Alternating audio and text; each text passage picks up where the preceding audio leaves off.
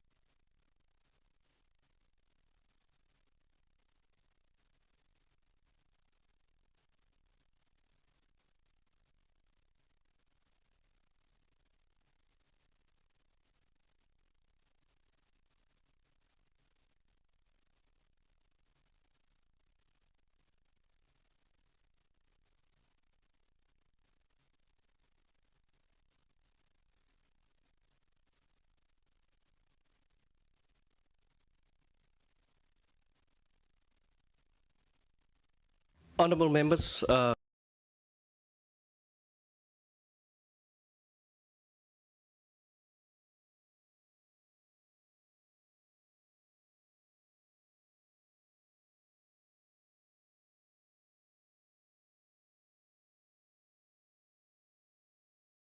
start, but before I'm going to start, I want to put to you the agenda for adoption that we have. We have one item that we are going to deal with, and a very, very important item. And I can tell that we are very happy and we appreciate the fact that both the Minister and the Deputy Minister is here, including that of the presence of Dr. Kumalo. We appreciate that with particular reference looking to the very important agenda in front of us. More so, welcome to the AG and the AG's entourage. This is also very impressive that you are here. We could have also the presence of the SIU and SCOPA as well. We felt that and deemed it necessary because so that we can have all of these angles all together, so that we can have, as said before I entered in here by the AG, a comprehensive approach, because sometimes you feel as members of parliament that things are just falling apart. But I hope and I believe and I think really that we are able to do that. I'm going to ask for someone to move, propose that we accept the agenda as it is in front of us, as well as a seconder. Anyone want to move? Thank you, Honourable Chair. Kosi. I will second. Thank you, Honourable Chair. I move for the adoption of the agenda. Thank you. Thank you so much. Noted that Honourable Sali is seconding that. I am going to go directly to the introductions. Ladies and gentlemen, honourable members, my name is Joe Maglua. I'm leading the Sport, Arts and Culture Portfolio Committee, and I will start from my right-hand side for all honourable members to introduce themselves, and then we will start with the Minister. Honourable members.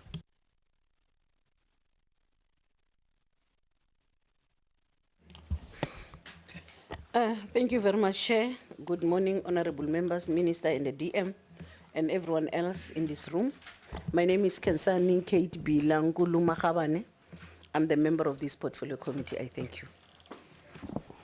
Thank you very much, Honourable Chair. Greetings to your good self, the Minister, the DM, and the department led by the acting DG and all members present in the House. My colleagues, my name is Nomkobelo Ethel Nkosi. I'm the member of this portfolio committee deployed by the ANC. Thank you. Thank you, Honourable Chair. Good morning to everybody. I'm Advocate Shami Masali, and International Relations, and I'm with the Al-Jama political party. Thank you. Absheni kwenu. Mina ni member ya MP, portfolio member ya Sports, Arts and Culture. Everything's I. Good morning. My name is Eugene Mtetwa. I'm a member of the Portfolio Committee by EFF. Thank you, Chair. Sanibonani nge-Inkosi uBhekizizwe Luthuli ngi-member yale committee yakwa-Sport and Art and Culture. Ngiyabonga. Good morning. My name is Liam Jacobs. I'm a member of this committee, and you know, I want to say the minister got me for not singing the Khole Khole part. I was singing it, but the reality is I can't help that I went to a school where we sang Feels Geluk, Lieve Mikey. The other truth is that I'm from a community where we also add to the we must keep it PG for today. Thank you very much. No, thank you very much, Chair. And the surname is still Kabo, and I'm a member of this committee, obviously from the African National Congress. Thank you very much. Dumelang bagaetsho nna ka lebitso ke Matsholo Molotsane, the member of this committee deployed here by the mighty ANC. Thank you.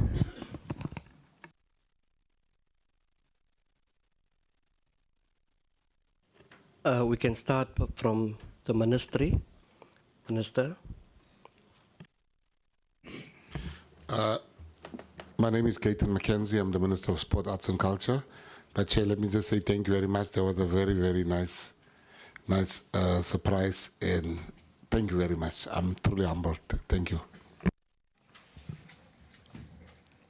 Good morning. My name is Peace Mabi. I'm the Deputy Minister of Sports, Arts and Culture. Happy belated birthday, Foss. Good morning, Chair, members of the Portfolio Committee, the Minister, Deputy Minister, colleagues.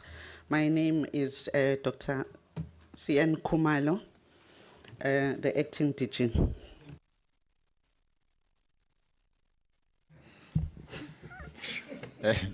Morning, Honorable Chair, Honorable members, Minister DM. My name is Israel Mohammed, the CFO. Thanks. Good morning, Chairperson, Honorable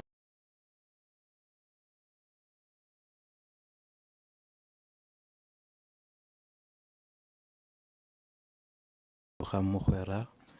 I'm here in my capacity as the acting TTG for corporate services from TSEC. Thank you. Good morning, Honorable Chair, honorable members, Minister, DM and colleagues. My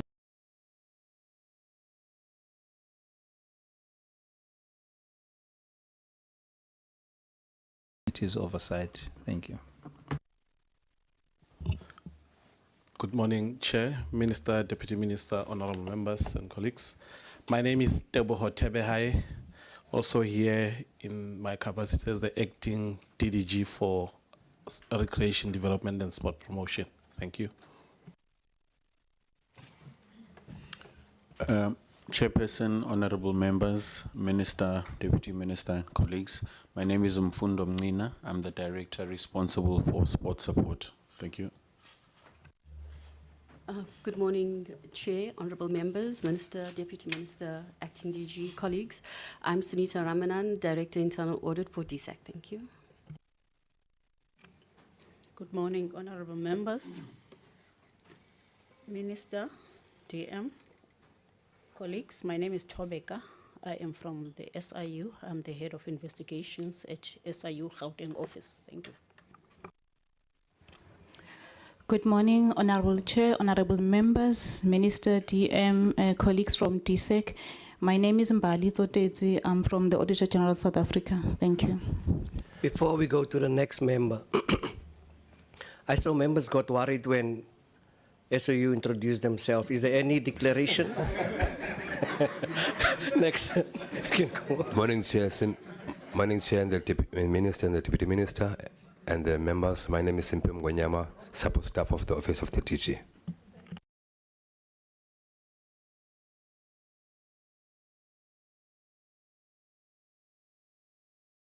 Morning, Chair and honorable members. My name is Mabeta Rali BP from the Office of the Director General. Professional staff and media. Good morning, Chair. Good morning, Minister. Good morning, Deputy Minister. My name is Chad Kramer, Assistant Executive PA to Minister McKenzie. Good morning, Chairperson. My name is Linding Matlasela, Research, Arts and Culture. Morning, Chair and members. My name is Bulela Kulata, the Executive Secretary to the Chairperson. Good morning, Chair, members. My name is Dr. Jacobo Jacob Morwe, the researcher for Sport and Recreation in the Portfolio Committee. Thank you. Good morning, Chair, Minister, DM. My name is Johnny van der Westhuizen. I'm the Committee Assistant for the Portfolio Committee. Botani Sihlalo, igama lami nguZoleka Gula, Committee Secretary, Sport and Recreation. Good morning. My name is Fiona Clayton. I'm the Committee Content Advisor. Thank you. Good morning all. I'm Ajabulile Edumisamtia, the Committee Secretary for Arts and Culture. Thanks. Thank you so much, everyone. Honorable members, let me start with this meeting and say that on behalf of the committee, once again, welcome. We believe that those who are going to make focus today on very critical issues pertaining to the stability and governance. We are saying this, also in the midst of what we have observed during our oversight recently. And as a committee, would like to receive up-to-date updates on criminal cases as well as forensic investigations. Firstly, it is also important to delve into the stability of governance on governance matters that is under the Department of Sports, Arts and Culture.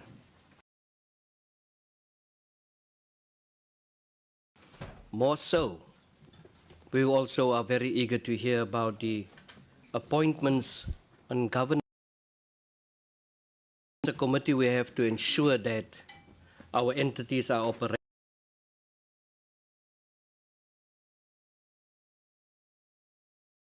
portfolio.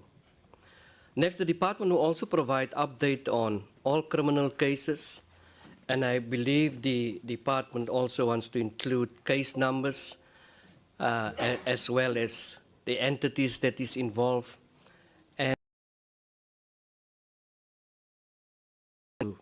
Boxing South Africa, I was so very pleased when I read the Sunday Times this weekend on the resume of what is her name, who chairs the boxing, Ayanda, who chairs the boxing. And from what I have read, one can tell that it seems that there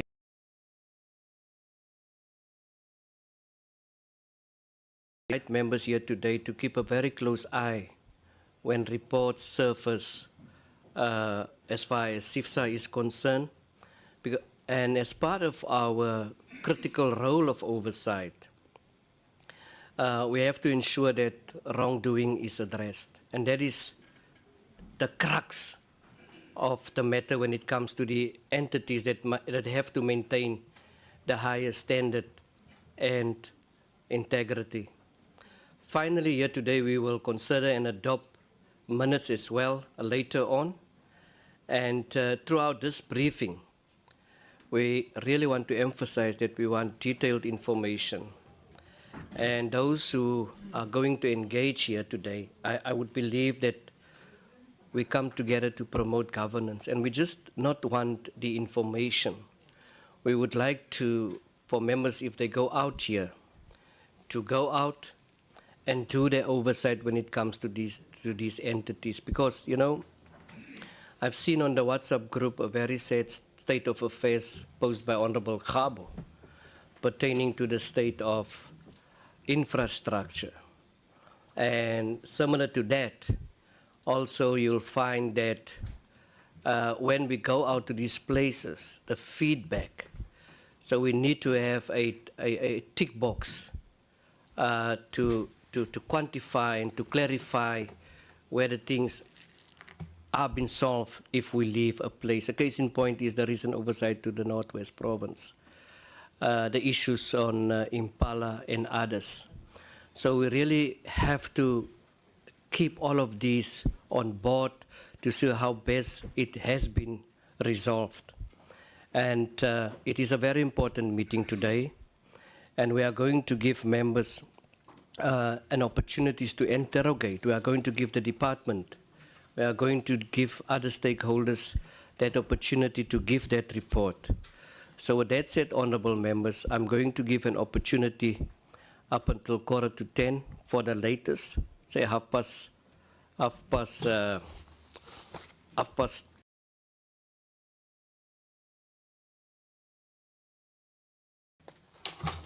10:15 for the latest on feedback from the various entities, and then we will start deliberate and give then an opportunity to members. So we are going to listen to the briefing by the Department Sports, Arts and Culture, and we are going to give them 10 minutes. Is it too less, Minister? I think 3 of the 10. I think 3 is give us 15. I think 3 is Okay. Thanks. Go for it, Minister. No, thank you very much, Chair. I think let me first congratulate the committee for traveling throughout this country and picking up what is wrong. It must never be seen as something that we are against as the department. We are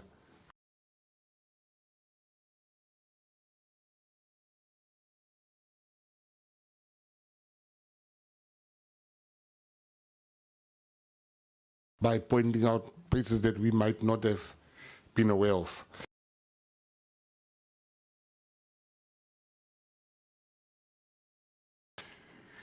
Chair, you know, government has always been blamed as an uncaring government, including by myself previously when I was in opposition. Since joining government, I've subsequently learned that government has made the funds available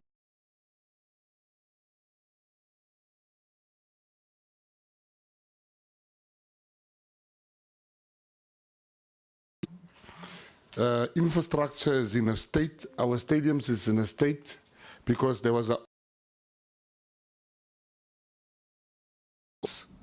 of those buildings. If you look at the monies that government has been giving out, which makes me withdraw some of the criticism I had to say they don't care. It is the officials in government that don't care. I can assure this August committee that the era of accountability has started. Infrastructure money, the grants that has been given to municipalities are not being used for its intended purposes, number one. Number two, as far as the federations are concerned, it is a disgrace that federations exist solely to get money from government and don't do their fiduciary duties by raising money, going out. There's no accountability. And as you've seen with Boxing SA, there was something in the media where one promoter was complaining that the promoter was stopped from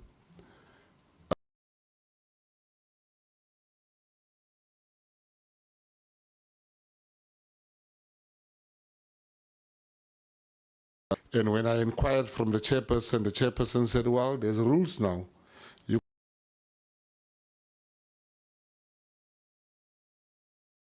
in the account, and you don't have the money of the fighter.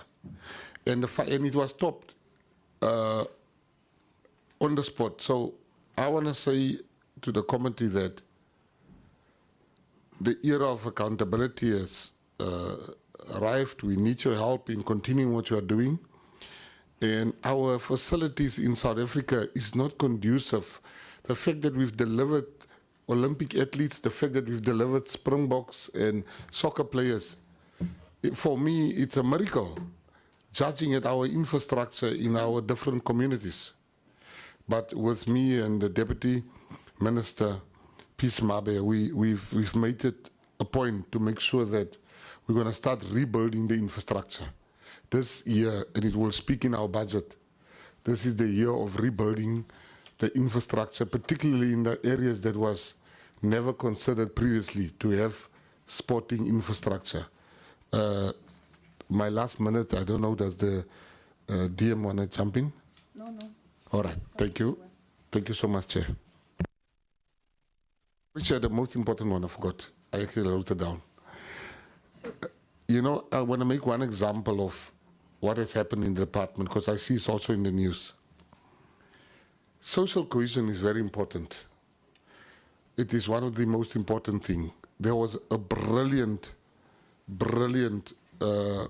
program running in the department for years, the social advocate program, where people are coming and they go to different communities.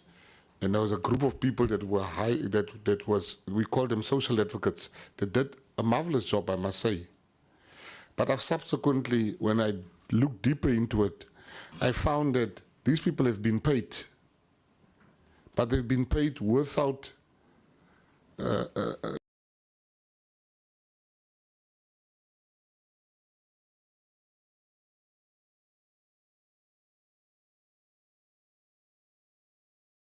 they should get paid.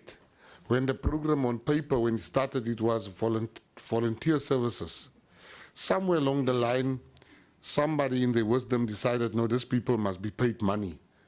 And they've been paid money, but never, there's no paperwork to substantiate the payments.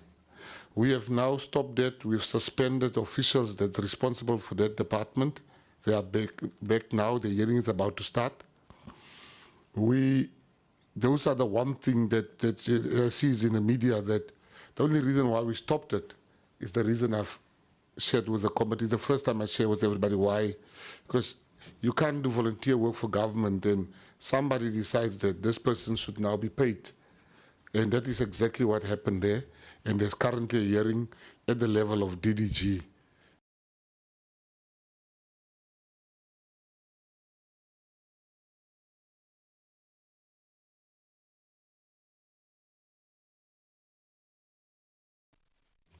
Thank you so much. I think we're going to start with the reports. Let's combine it and say 20 minutes for the report pertaining to DSEC, SIU, and also the DG.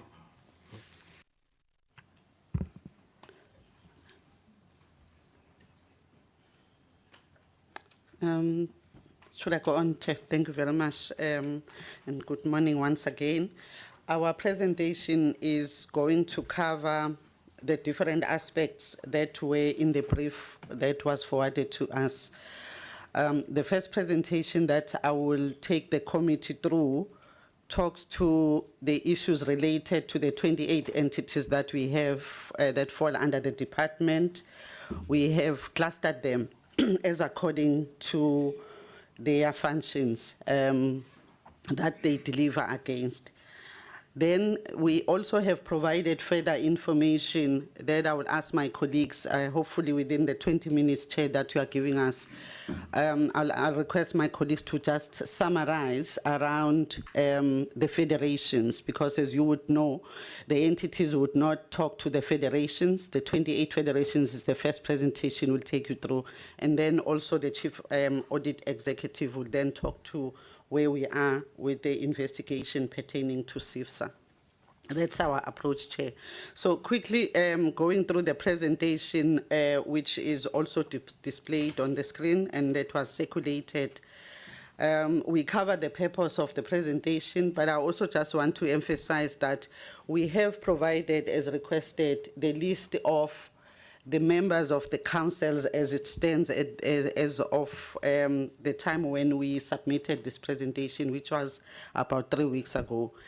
So the Excel spreadsheet that we also submitted, Chairperson, has got the individual names of each and every one of the entities that fall under the department. So the names won't be in the PowerPoint, hence I'm making reference to that Excel spreadsheet that we circulated. Moving on to the next slide, which is the heritage institutions. Okay, I'll start with the heritage institutions. And in my summary, I just wanted to indicate that members would note that the councils have been duly constituted in all of those that are showing on the slide that fall under the heritage institutions, except for those where the term of office is around July, as you would note for Titsong Museums and also Iziko Museums. That particular process will then commence. Normally, we will look at 3 to 4 months, Chair, of commencing with the process, starting from the public selection and appointment. The extreme right column, members, in our presentation shows other matters pertaining to each and every one of those entities. Allow me, Chairperson, not to actually read in terms of, especially those where we are saying the entity has reported financial challenges, because it's quite a number of them, a very high percentage. They would need further financial support from the department or citing financial challenges. But I also want to just highlight in instances where the other matters relate to other instances. If you look at the Tsong museums, for instance, Council is engaged on the recruitment process for the CEO position. With respect to Freedom Park, Council is conducting a new investigation on the allegations against the CEO. Members would recall these matters. They were also raised by the portfolio committee members themselves when Freedom Park appeared, or the board of Freedom Park appeared here for the first time. Iziko Museum of South Africa, Council is engaged on a recruitment process for the CEO position. I'm moving on to the other group of heritage institutions. Heritage institutions, mostly those are categorized, are the museums categorized as heritage museums, as cited there, and I'm not reading through each and every one of them. Suffice to say, in this page or slide that is on now, you would note that 3 of the entities, which is Nelson Mandela Museum, Robben Island Museum, South African Heritage Resources Agencies, the term of office of those board members comes to an end in 2025, which is this year that we are on. So therefore, in keeping with what I said earlier on, we would then be commencing there again with the calls and the whole process as I've just outlined. We do want to indicate that with Robben Island Museum, Council is conducting an investigation due to the allegations against the CEO. The CEO is currently seconded to another entity in the under the department, which is NFVF. With regard to the South African Heritage Resources Agency, the matter on hand is relating to the Mandela Heritage Objects that are currently sitting in the appeals court. This is a matter between Makaziwe Mandela and the South African Heritage Resources Agency, and it's gone to a stage where it's sitting at the appeals court, as we indicate.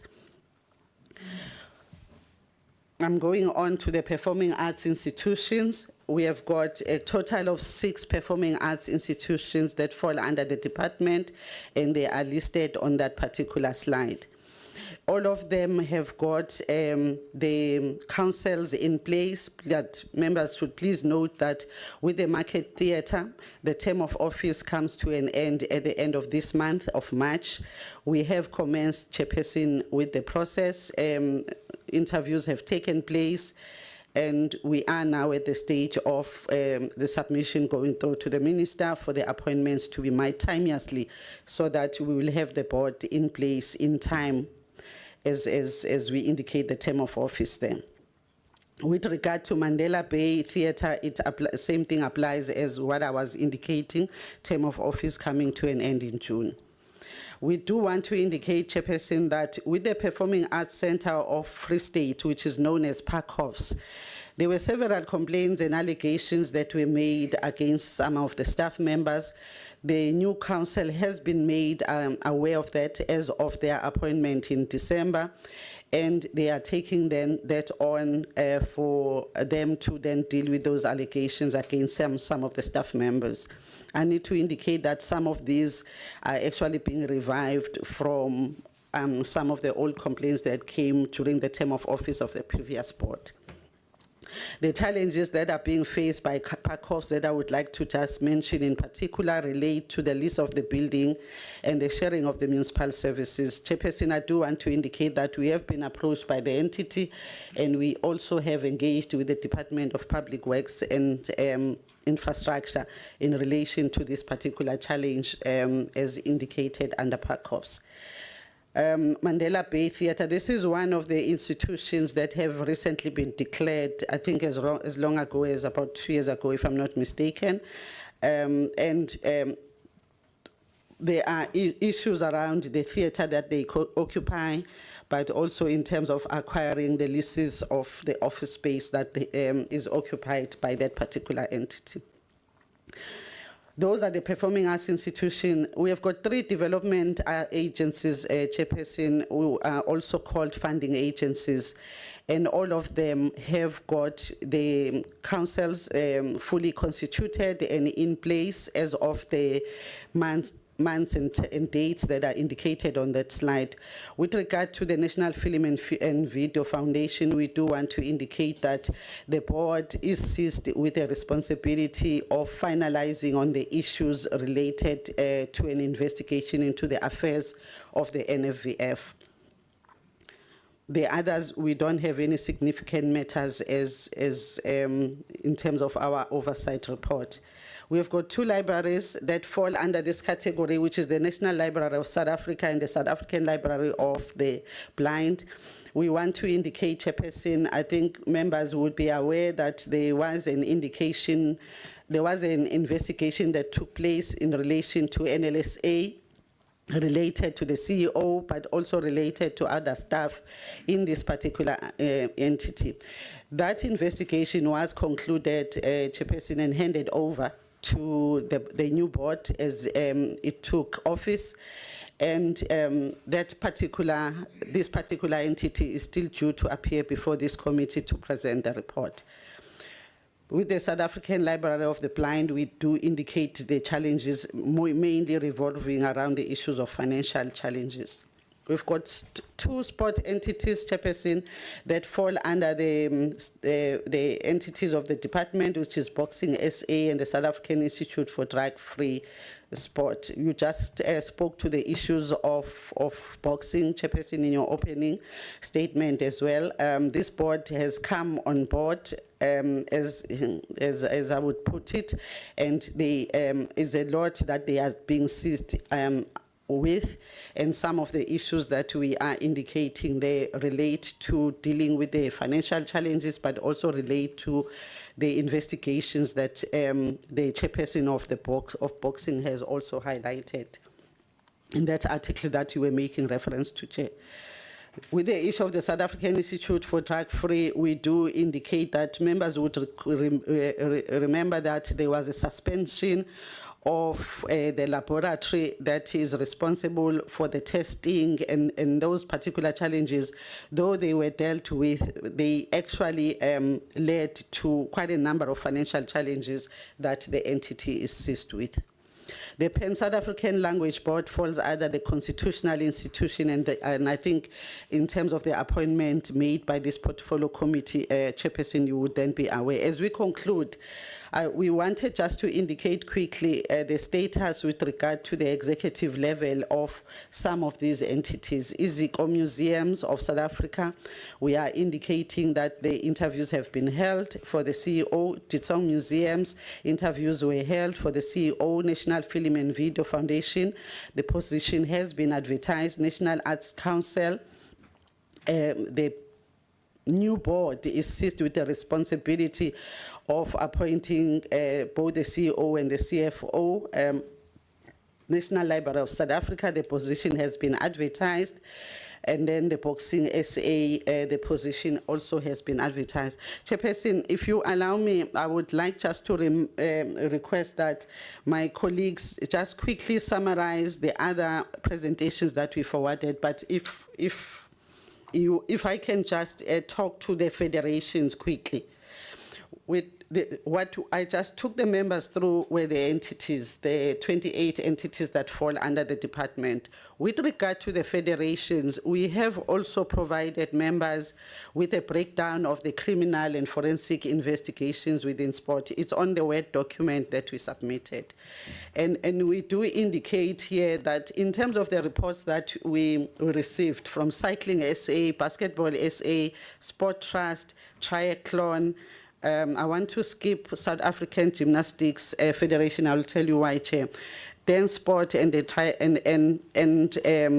again, Triathlon South Africa gave us another report. Those are the only entities, except for Motorsport South Africa, that have submitted reports that indicate that there are ongoing criminal cases or investigations. Chairperson, they've provided details of those particular cases, and in some of the areas they have also provided case numbers. I was skipping South African Gymnastics Federation, Chair, because I was saying there is no investigation directly to do with that federation. However, they indicated to us that there is one case where a parent independently laid a complaint with SARS, and hence that is included on the list. Quite a number of the federations indicated that there are no cases. A total of 52 of the federations gave that particular report. We do want to indicate that there are 6 federations that failed to respond, and we are following up on the Sports Coaches Outreach, Netball SA, South African Ice Hockey, Masters Sports South Africa, Snow Sports South Africa, and the South African Taekwondo Federation. Those are the federations, sorry, not entities, that failed to provide us report in as far as whether or not there are any criminal cases that sit within their basket, or whether there are investigations that are going on. SASCOC, as I conclude, Chairperson, did forward a report to the department indicating that there are currently no forensic investigations that are underway. That document was forwarded to the members of Portfolio, but they indicated in the next slide that there are 2 criminal cases that are currently pending, which are to do with the previous CEO and the CFO. Chairperson, they did provide the criminal investigation case number pertaining to that, but they requested that they not provide further documentation pertaining to that, as the matter is still pending, and they provided details around the criminal investigator who's dealing with that particular matter. I want to pause at this stage, having said that Motorsport did submit quite a long list of cases, and it's there, Chairperson, in the document that we forwarded to you as well, the PDF document that we forwarded. In the remaining minutes, which I'm hoping are still remaining, I'm requesting that the Chief Audit Executive takes you through the matter related to CCIFSA. Thanks, Chair. CFO. Thank you. Thank you, ADG. Thank you, Chair. Just in terms of the update from with regards to CCIFSA, I won't go through in the present, seeing that we... oh, sorry. Just in the interest of time, this matter was referred to us in December. We did do a preliminary assessment in terms of the veracity of the allegations, as well as assessing our skill set to conduct this investigation. We needed to go out on an SEM process on this one. So we have submitted a terms of reference to our SEM. This is currently being advertised. The closing date is on Friday, and we intend appointing a service provider by next week, early next week, and this investigation will take approximately 60 days. With the scope, we are wanting to finish this as quickly as possible, noting the interest in this matter. Thank you, Chair. Chairperson, that's the Chief Audit Executive who's dealing with the issues of the investigation around CCIFSA. I think we'll respond to further questions if there are any. But maybe if I can just request Mr. Tsanyane just to add on an update. As I said, Chair, the presentations that we sent you, we sent 3 weeks ago, and there are developments that happened between then and now. Just a few minutes, Chair, through you, if you allow. Chair.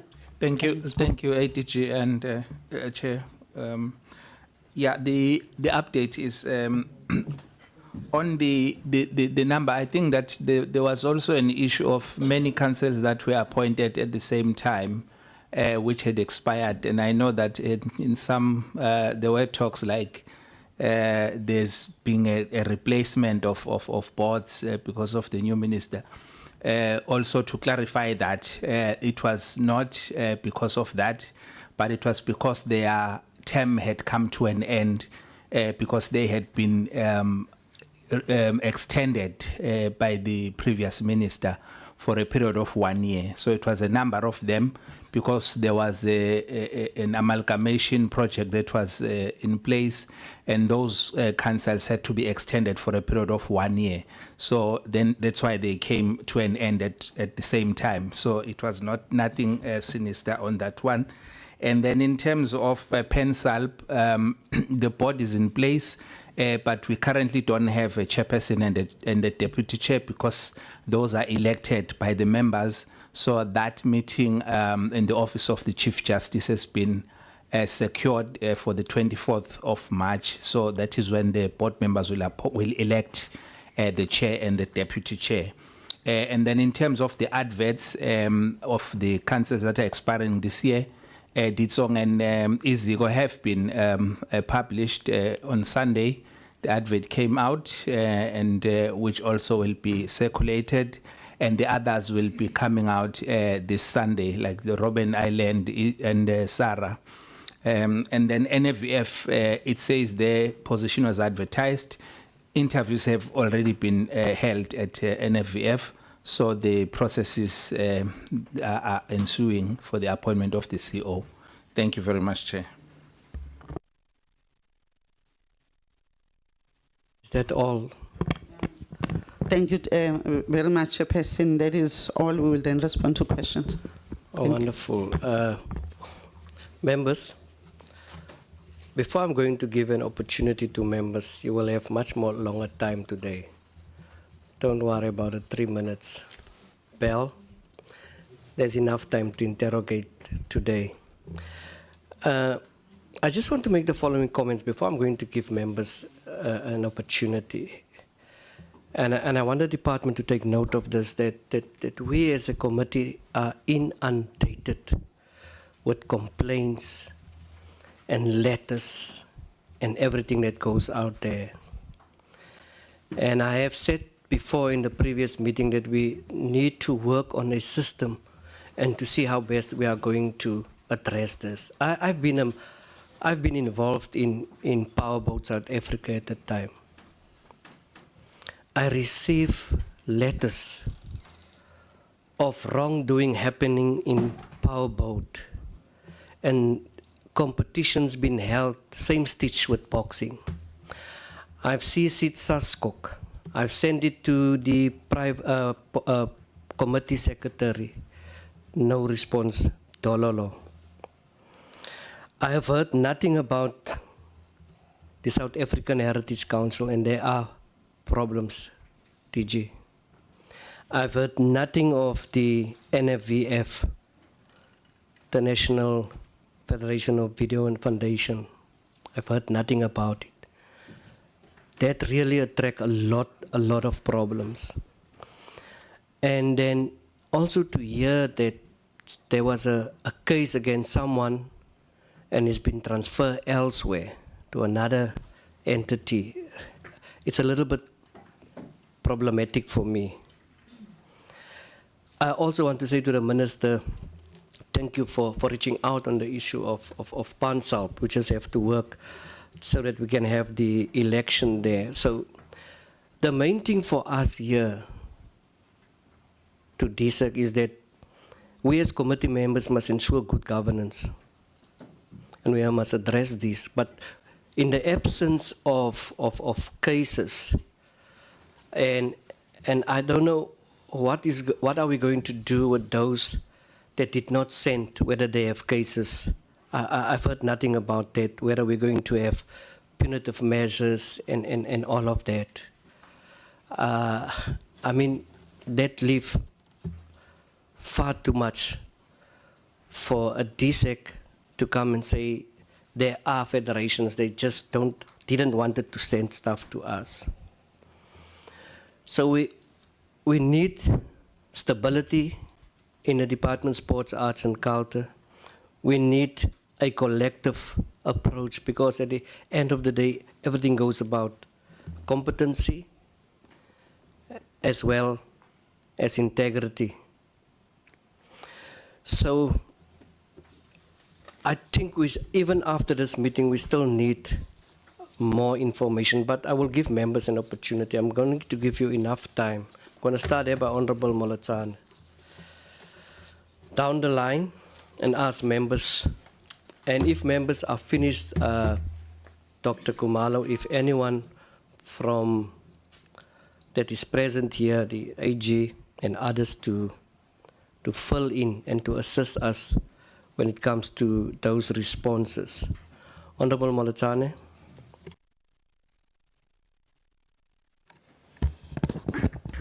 Thank you, Chairperson, for the opportunity, and let me welcome the presentation that has been done by the DSEC. Chair,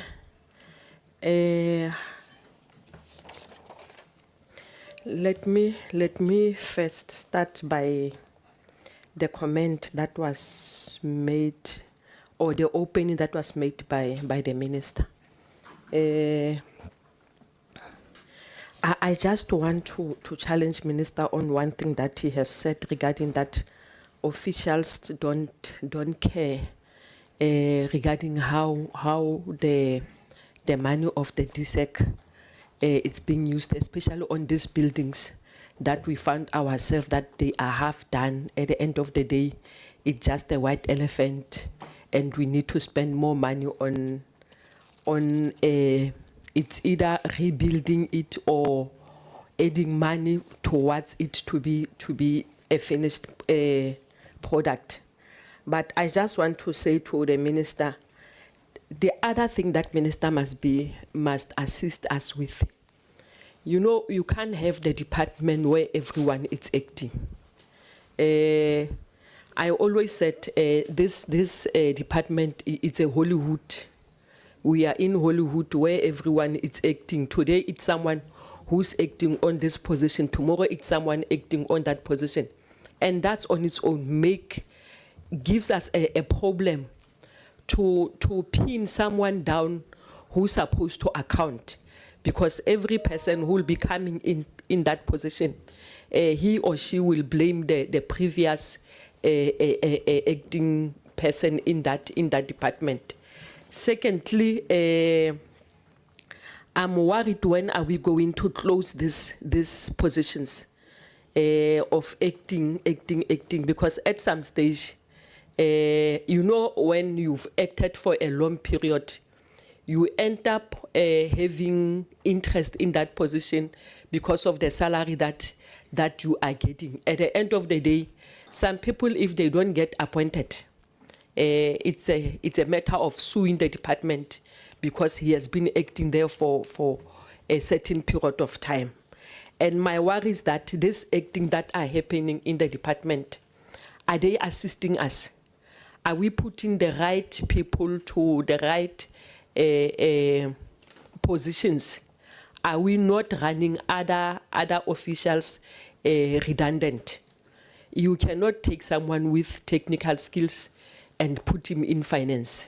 It's something that is going to cost us as the department. But that one, I will pack it for now. Maybe later, before the end of today, I will come to that point, Chairperson. Chairperson, the issue of Freedom Park.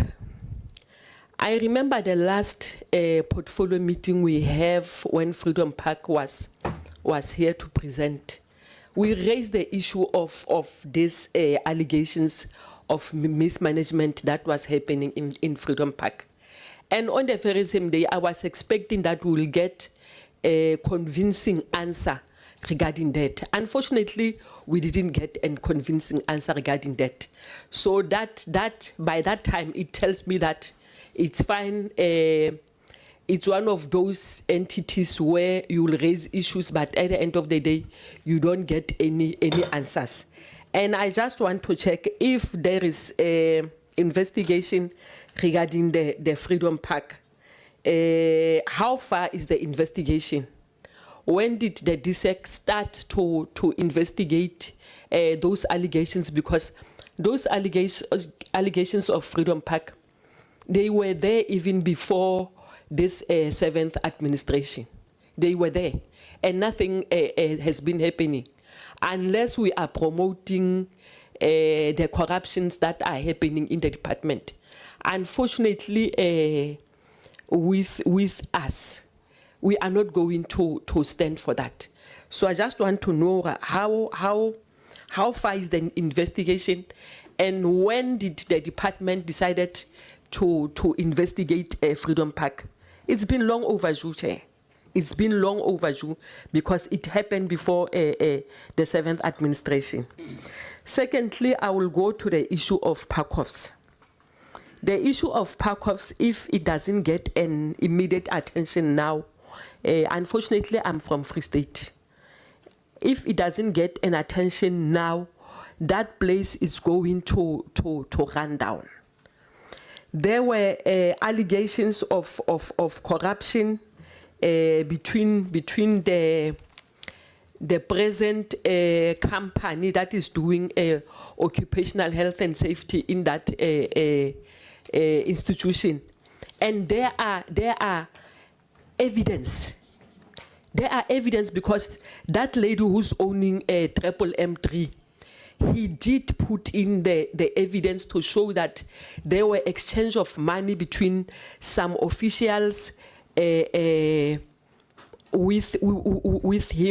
her, the acting CFO, and other officials. There are evidence. What are we waiting for? Are we waiting for that institution just to run down, and then that's when we will be coming to save it? We can't be working like fire extinguishers. We are waiting for fire to start somewhere, then we'll go and extinguish that fire. There's been that allegations. There are a proof. There are evidence. There are a WhatsApp conversation between that lady and the institutions. There are a proof of money that was deposited in someone's account. Everything. What are we waiting for? And it's been there. I went there to Perkoffs to go and check about this. Unfortunately, it's not easy for officials to come out to say that, yes, I know about this thing, because everyone is trying to save his or her job. And we are here, we are quiet as if everything it's hunky-dory, whereas it's not. The other thing, Chair. Can you hold that? It's 5 minutes. That was the bell. No, thank you, Chair. I'm going to give you another opportunity. Honorable Khabo, your 5 minutes start now. No, thank you very much, Chairperson. Thanks for the opportunity again. Chairperson, let me start with maybe appreciating the report, even though the report is not assistful. It's not assistful because of it does not give us the necessary detail that will enable us to make an assessment as to whether there is good governance in place or not. That's what I'm saying, it's not assistful. And I'm raising this because of when you speak of governance issues or related matters, part of the things that we're expecting you to do is to reflect on the internal controls that are in place in terms of your financial management, amongst other issues, especially when your entities, according to the Auditor General's report, if not 20 of them or 25 of them are in shambles. And I'll get to that point of the Auditor General. I just thought that it is important for me to highlight this matter. And I'm not sure as to whether acting DG, to a large extent, whether this thing is deliberate of a department not to provide the relevant information or not. But I must also indicate that if it is relevant or if it's the actual intention of the department, it must be said in this meeting that it will be met with the necessary zeal it deserves in terms of us as committee members attending to your good selves, as people who must account to this committee. Part of the things that must be made clear is that we have noted how the department continuously manages its affairs and to a large extent presenting itself before the committee. And yet again, most of the things that we are discussing and resolving on, there seems to be no appetite in terms of resolving them. And in my submission, Chair, I'll give an indication as to what is it that I'm referring to.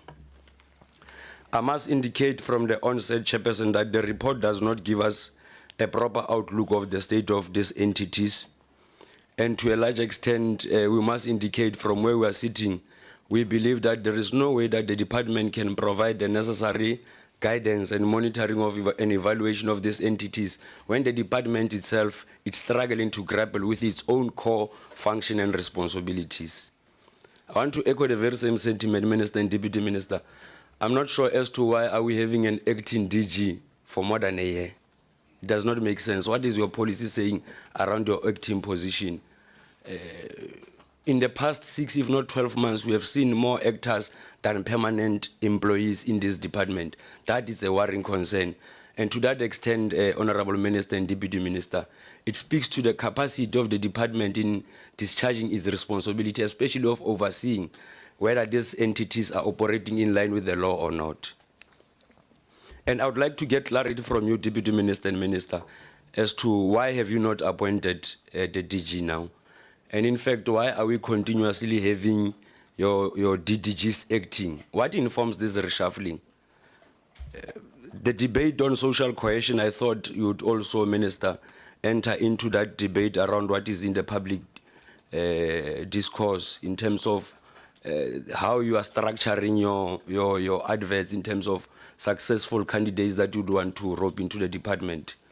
I would like to see clarity as to what informs that view. What is the legislative framework on and around that process that you, Minister and the Deputy Minister, has embarked on?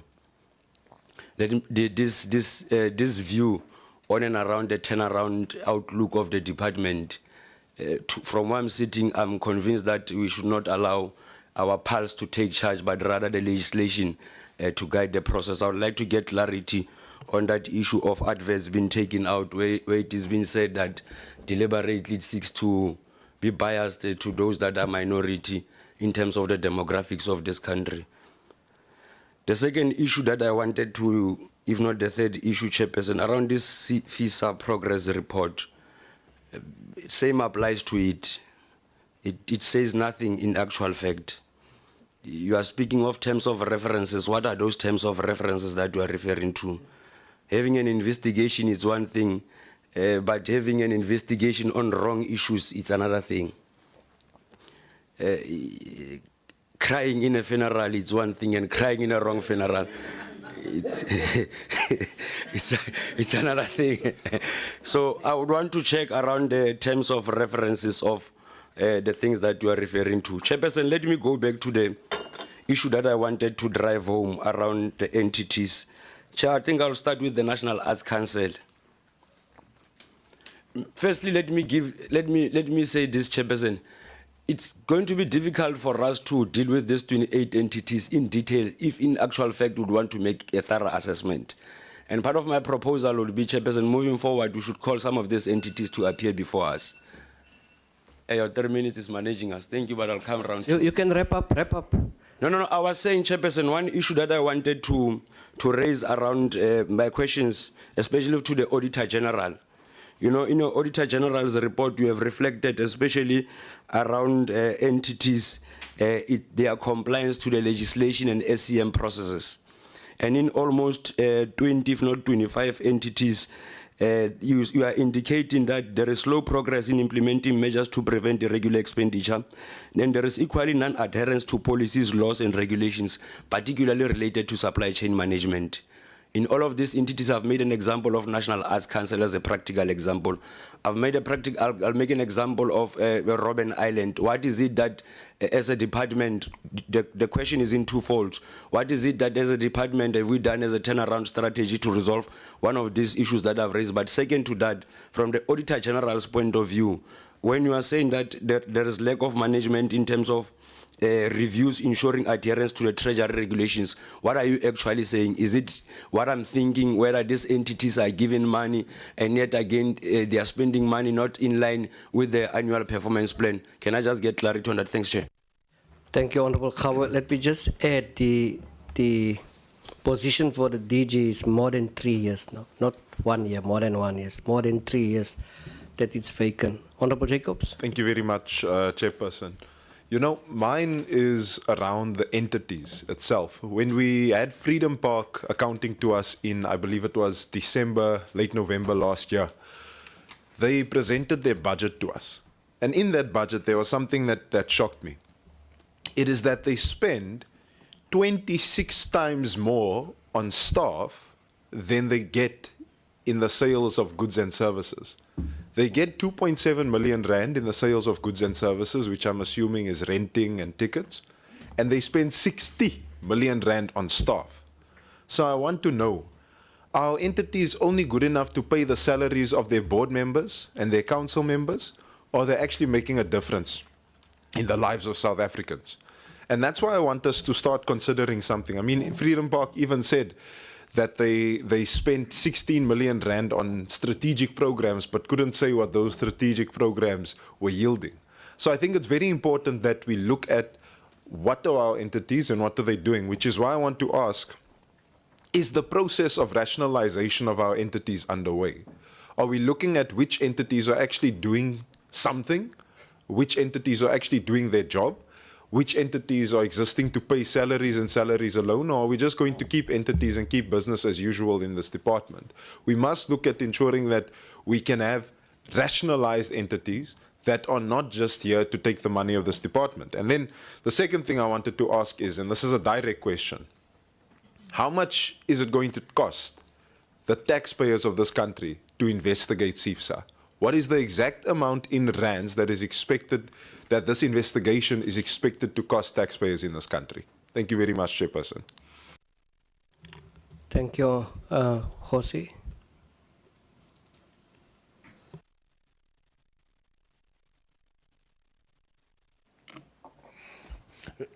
Thank you, Chair. Although I haven't got anything to add on this, but only one thing I think I might ask. Even last 5 years, while we are here, we were looking to improve the rural areas people. But till today, I don't know whether the department can say anything about that, because really I haven't seen any changes till today. Thank you very much, Chair. Thank you so much, Jose. Good morning. Once again, thank you, Chair. Chair, I would like to echo the same sentiments with other members that this is not a report. It's a listing of entities. It's just listing the entities. I mean, how can you put in a report where you say no significant matters, not significant to who? To you or to us? How do we make our own assessment of the situation if you are saying not significant matters?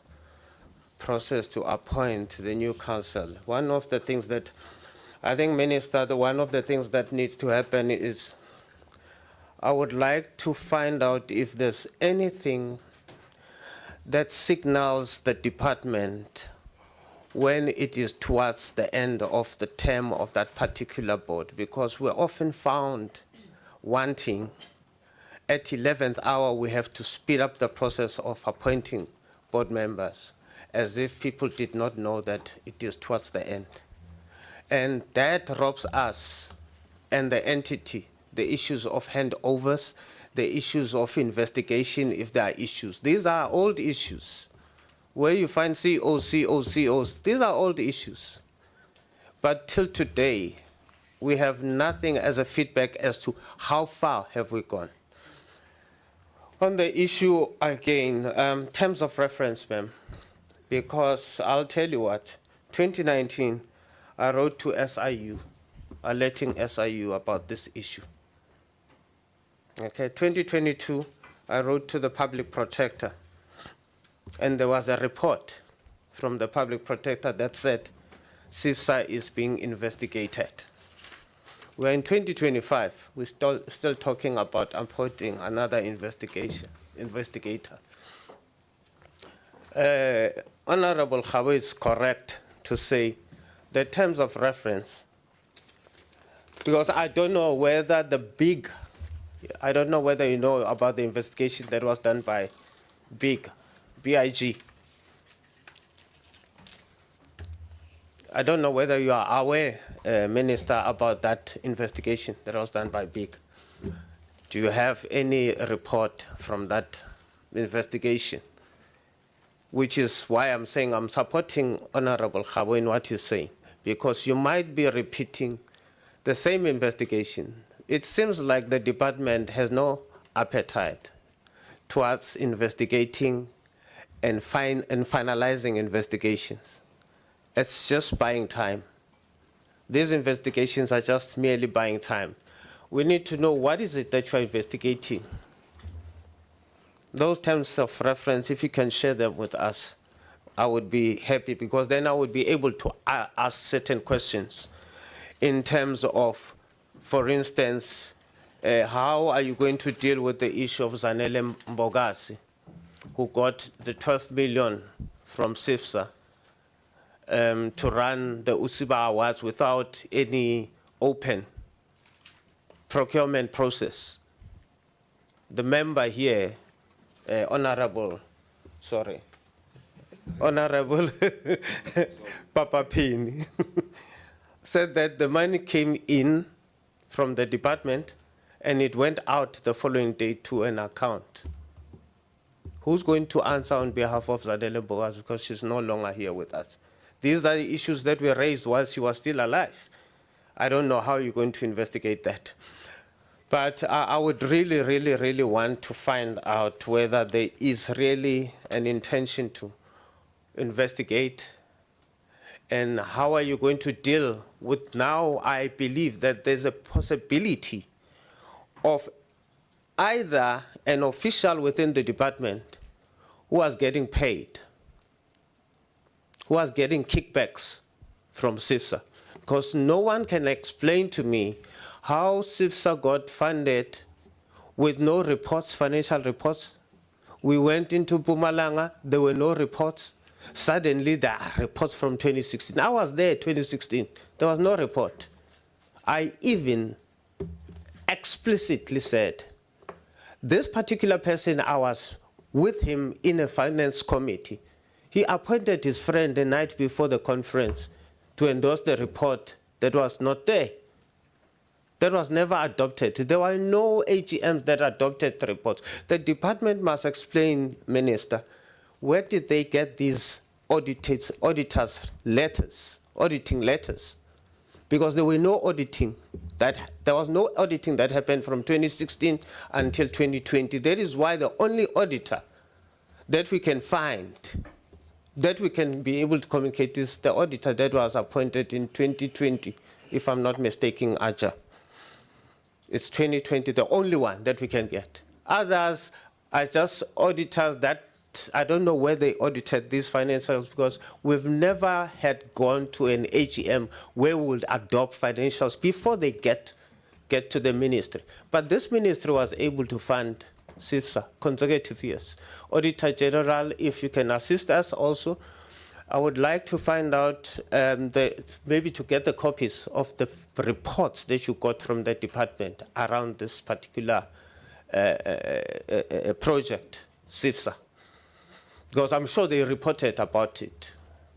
PFMA doesn't allow you to pay the full amount, especially where you don't have a report that has been adopted, audited, In Mpumalanga, CCIFSA could not produce an audited report. Where did the department get these reports from? Who are these people, maybe in these auditing firms, who have done you favors to give you auditing letters when they did not audit? Second, the other thing is that what is very confusing, 1 minute the department says CCIFSA is not our entity. We can't do. I've got an email that says so, that we can't. Even SIU said it can't investigate, but today we hear that SIU will be investigating. Okay. This is an entity that we distance ourselves from as the department. But on the other hand, we are going to take a responsibility when it can't go to an AGM, that we are going to pay for the AGM and run the actual AGM. This was the department that ran the AGM in Mpumalanga, starting from the regionals. So how can you take a private company and assist it to run its own AGMs if it's not your entity? On arts and culture, which entity do you have? Downtown Studios, Downtown Music Hub. It's not on your report, but it was bought by the department. Who owns Downtown Music Hub, Minister? Because all I see all the time, it's entities, federations. Okay, CCIFSA is not part of the federations that are reported as one of the federations. It's just a case that we are dealing with because you funded it. But with other federations, you take so much interest on what is happening and who's been.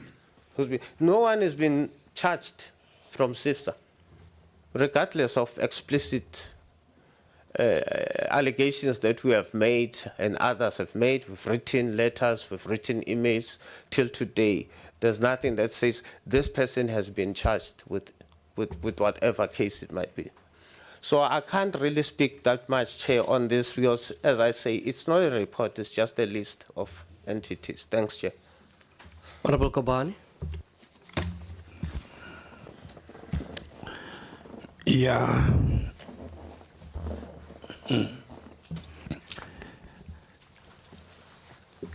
I thought I want to be minister one day, but I can't be. Because once you are a minister, you are an investigator, you are a police, you are everything. Dragging someone to not do service delivery because of the cases and cases and cases. Do you know how many cases that we have in South Africa? Millions, all departments. Minister, these things of cases, you leave this department without doing nothing.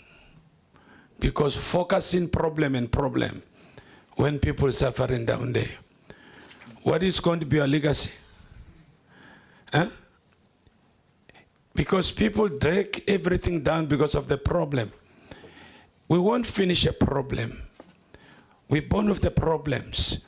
It's only to set, the system of giving away the tenders. That's it.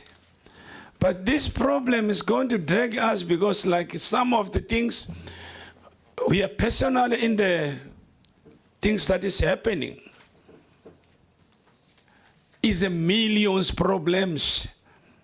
We can't solve it. Can you solve the problem of apartheid? Because we never have even a little eye, even a finger. Can you go back, you arrest everyone? Then to focus in the future. Because these things is just a game.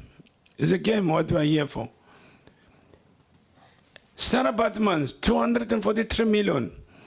It's not done, but this is 15 million. Our honorable, they say, how much are you spending for CCIFSA, for investigation? It's going to be another 5 million. Now we are losing 20 million. 10 million, we are losing another 25 million. How many cases that you win, department, SIU? How many do you win? in the cases like this.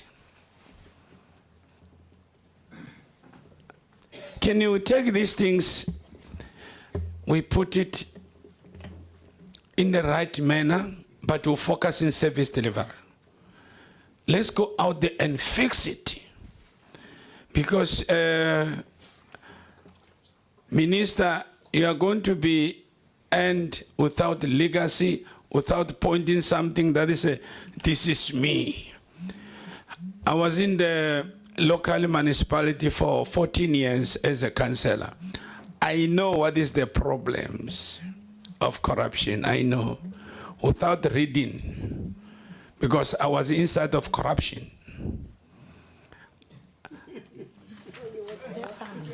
I was inside of the corruption because once you're a ward councillor, you are the monks of the corruption because things happen in front of your eyes.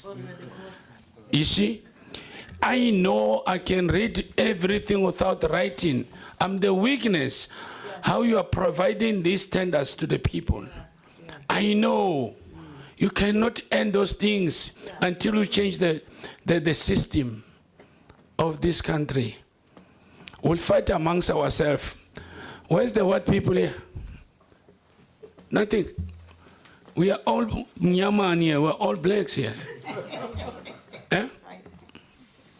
Can you get a system to protect our structure everything for the community? Eh? Can you get a new system? How to fix it and uniting ourselves? Social cohesion is more important in this country because these things dividing us.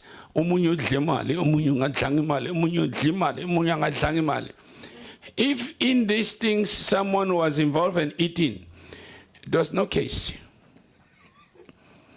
I'm at the part of CCIFSA. I was a part of CCIFSA. Not only me, even the interim committee, that are no more in this. Many of them that was in this involved. This CCIFSA has never just brought itself as like that. It was a channel how to bring CCIFSA for South African sectors, music, everything. But the system was not good. The way they are putting things, it was not good. Plus bonus, Chair.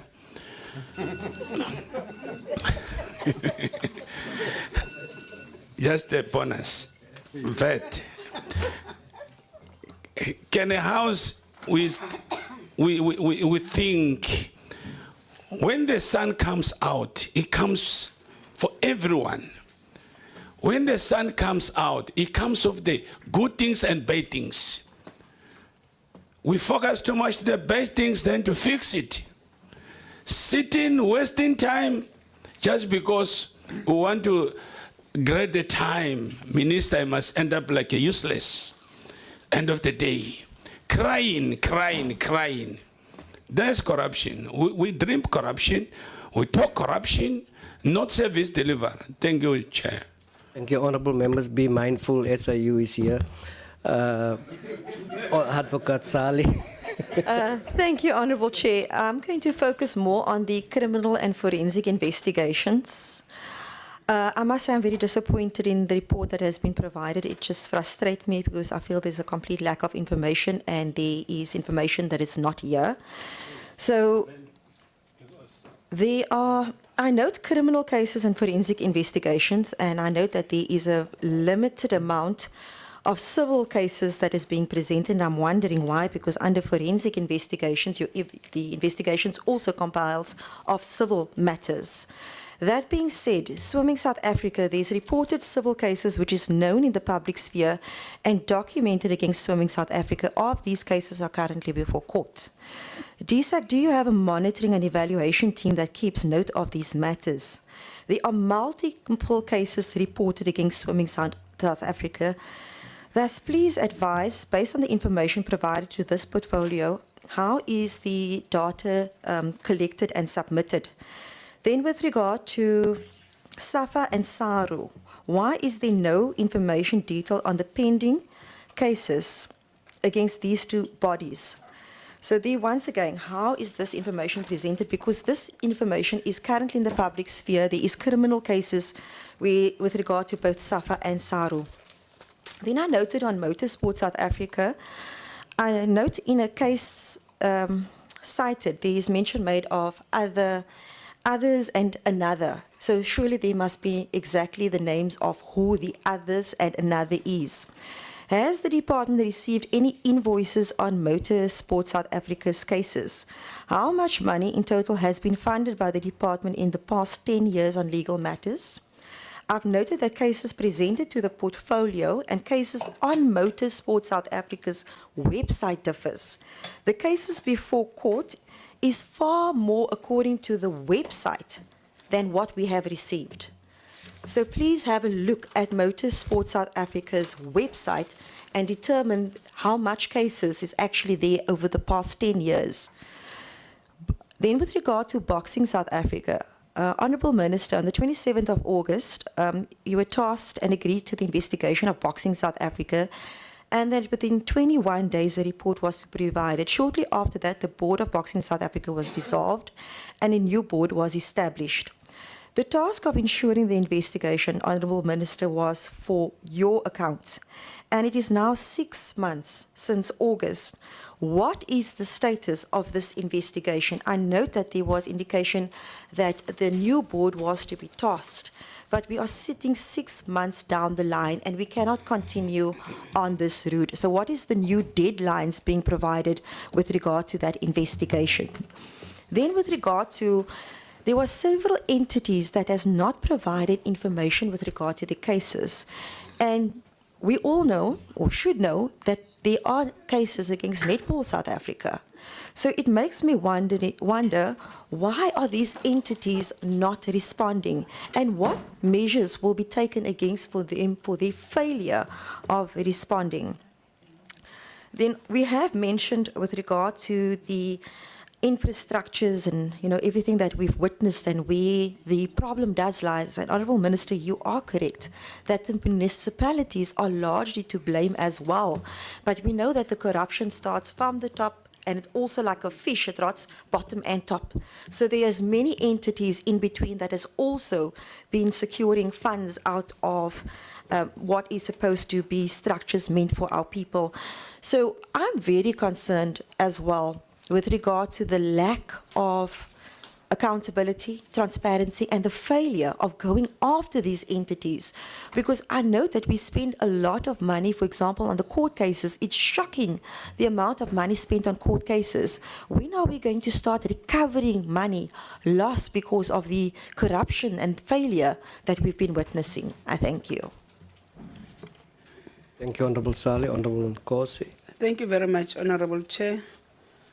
Chair, let me start by thanking the Minister and the Deputy Minister for the commitment that they are making in making sure that they are rebuilding the infrastructure. We really appreciate that.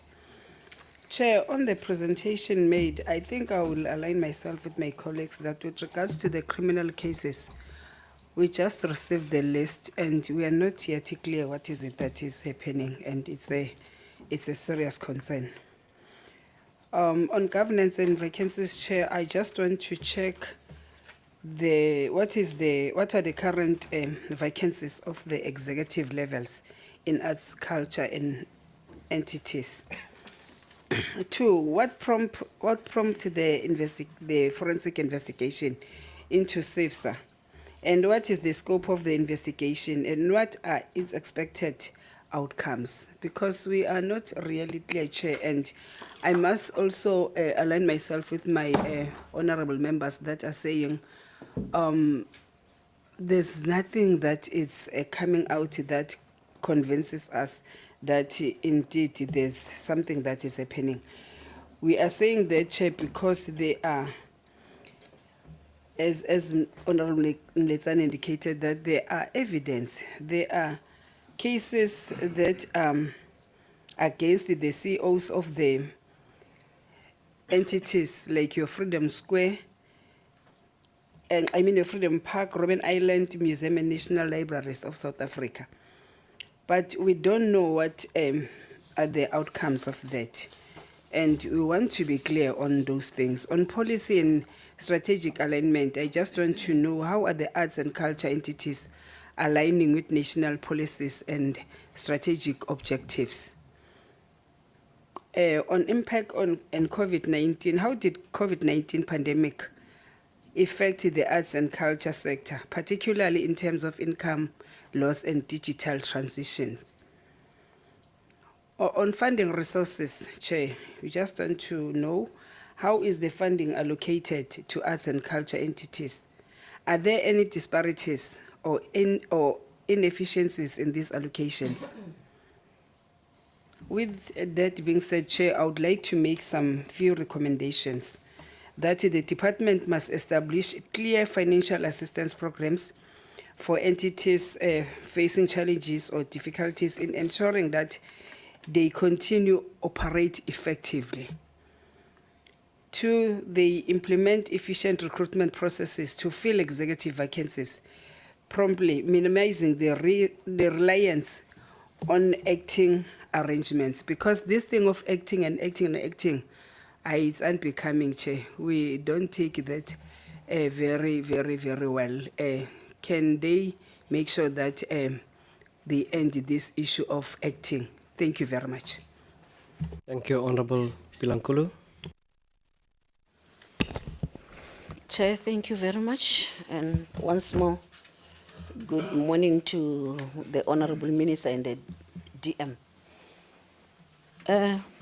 Chair, I would like also to appreciate the words by the Minister, more especially the one to say accountability has now started.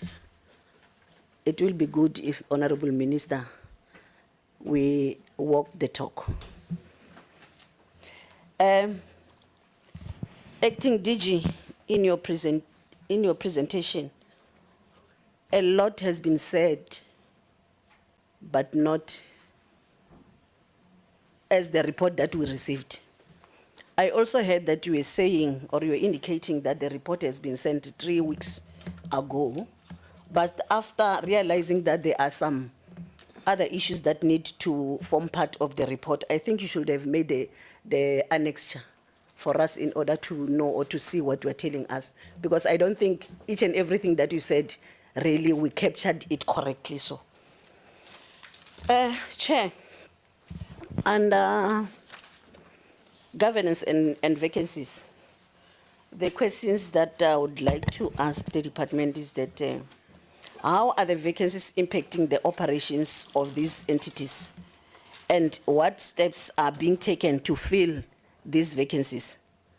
But I don't think, Chair, we need to get only the answer, but not the actions. We cannot talk about vacancies throughout or 10 years. Under forensic investigation of CCIFSA, how will the findings of the investigations and what are its expected outcome? How will be the findings of the investigations impact CCIFSA's operational and future findings? We heard of the financial challenges. I think the financial challenges cut across. What are the causes of these financial challenges and how are they being addressed?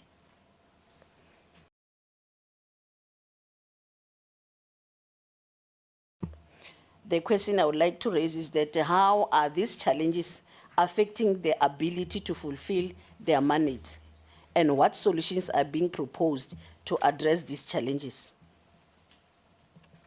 Under the investigations and allegations,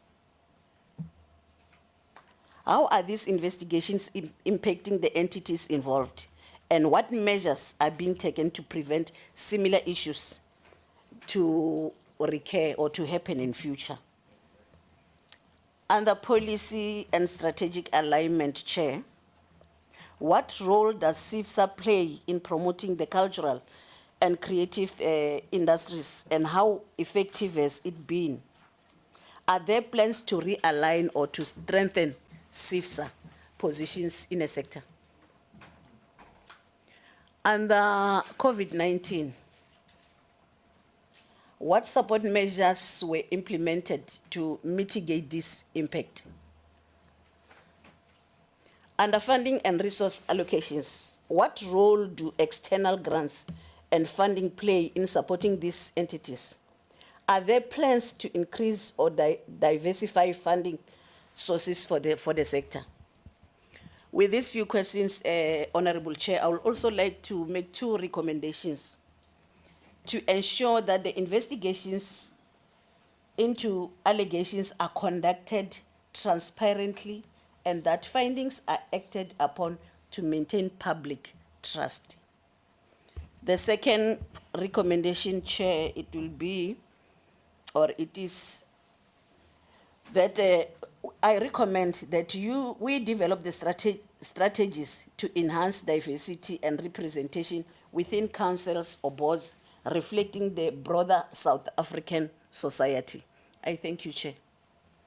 Thank you so much, honorable members. I think the concern is too many cases, too many investigations launched with little or no consequences.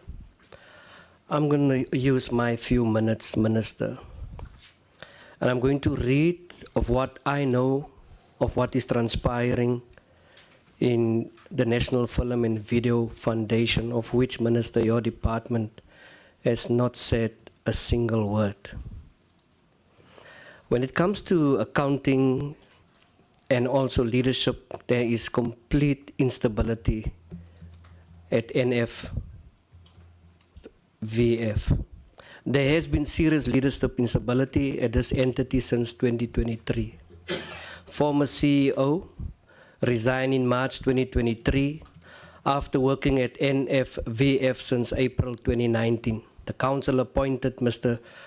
Tobela, Head of Human Resources, as acting CFO, effective from 1 April 2023. Subsequently, Ms. Majinje was placed on administrative leave Tuesday 30 July 2024, pending an investigation from numerous allegations.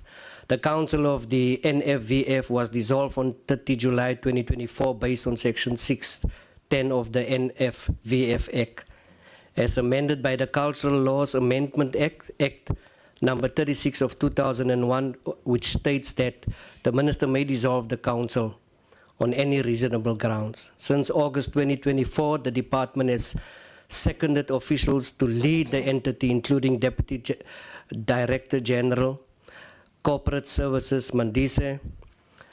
Currently, Mr. Magwera, Chief Director, Infrastructure from DSEC, is acting as the CEO of NFVF. The post for CEO was advertised 10 August 2024 with a closing date of 25 August 24. On 16 August 2024, Minister Mackenzie invited nominations from the public for individuals to serve on the council with a closing date of 31 August 2024.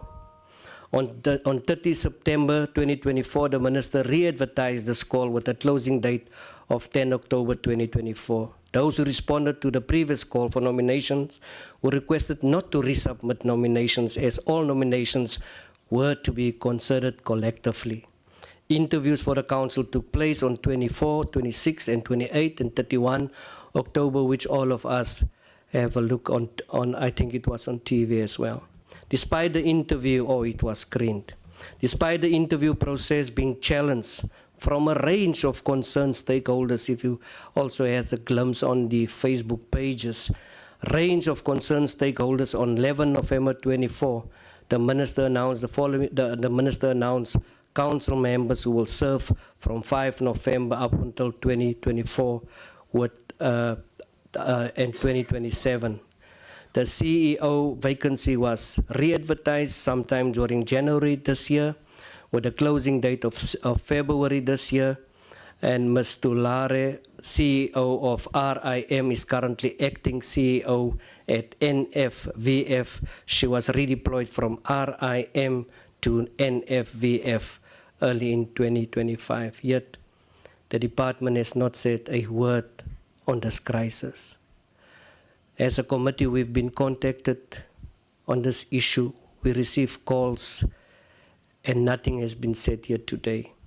That is from my side as the chairperson of a few, or rather one of the issues not mentioned by the Department Sports, Arts and Culture. Minister, over to you.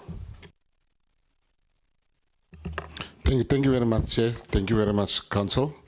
I would just want to say to the team, I'll answer most of the questions. Where I might have left out something, you might just add.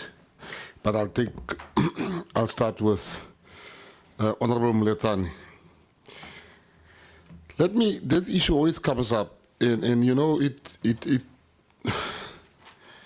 I don't know how the person feels, but if I would have been very slighted or felt very bad if I was the acting DG sitting here, because things has been said that says that, yeah, maybe if a person acts as long as she did, that she might want to have the job and she might have some demands of the job and take us to court, according to Mrs. Mletani, Honorable Mletani. Let me assure you, for 3 years there's not been a DG.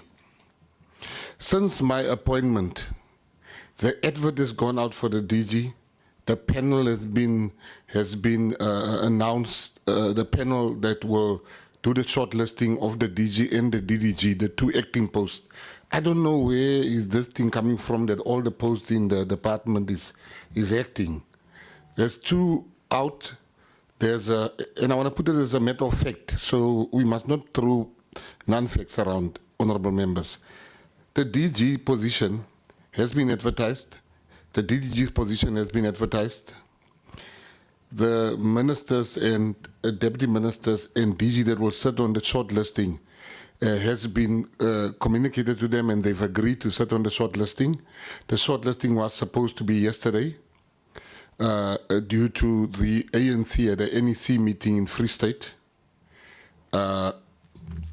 And I then approached the DA members, or let me not say DA, I approached other ministers. Minister Groenewald wasn't available. Minister Schreiber wasn't available. Minister Dean wasn't available. I've approached, because we just needed 1 minister.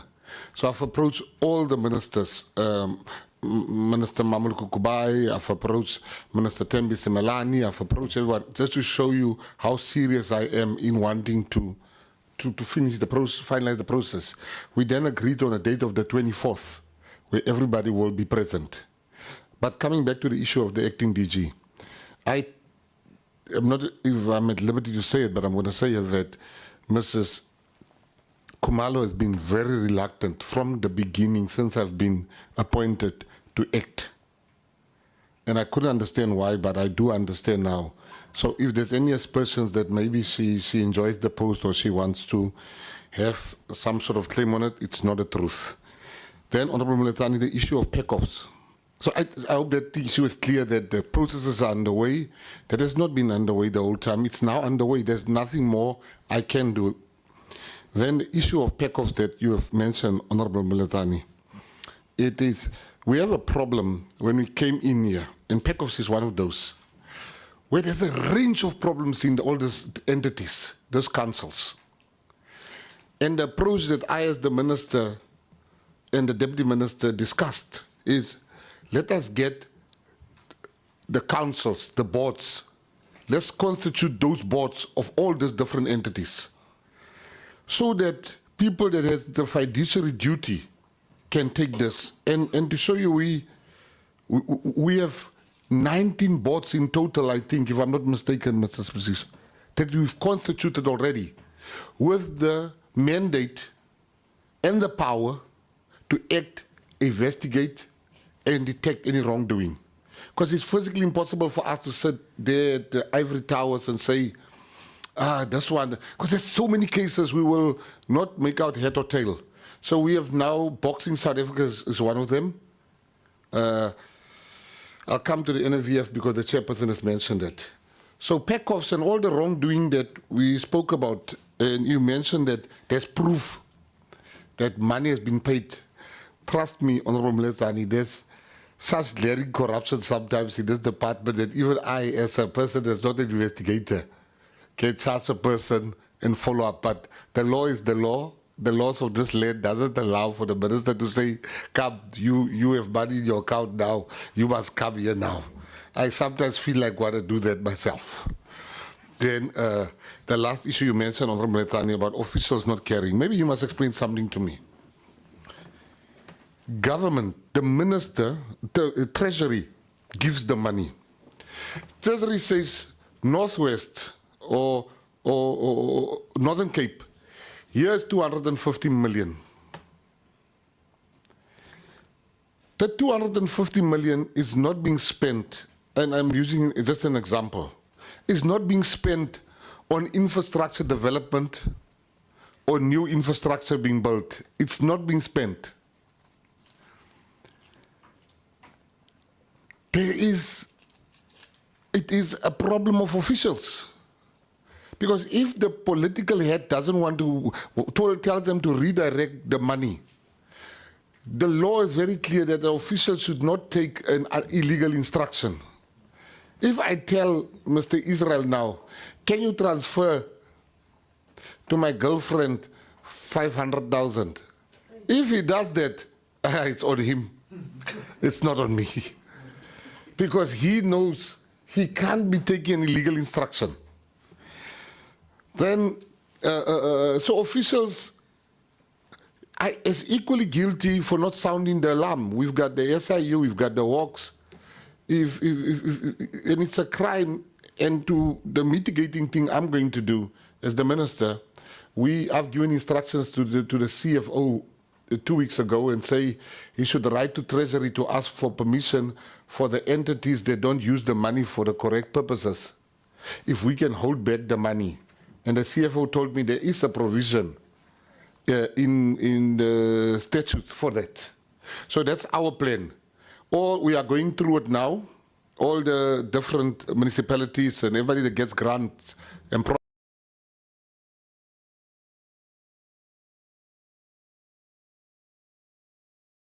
writing to Treasury now, and that was my instruction to the CFO. Honorable Khab, you know, I think I've answered the question of acting positions.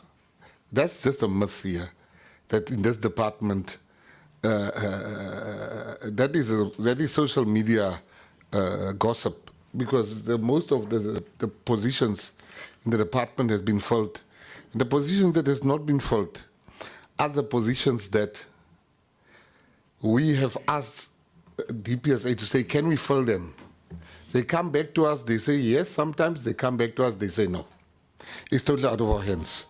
Then you mentioned also the issue of the DG. I think I have exhausted that issue.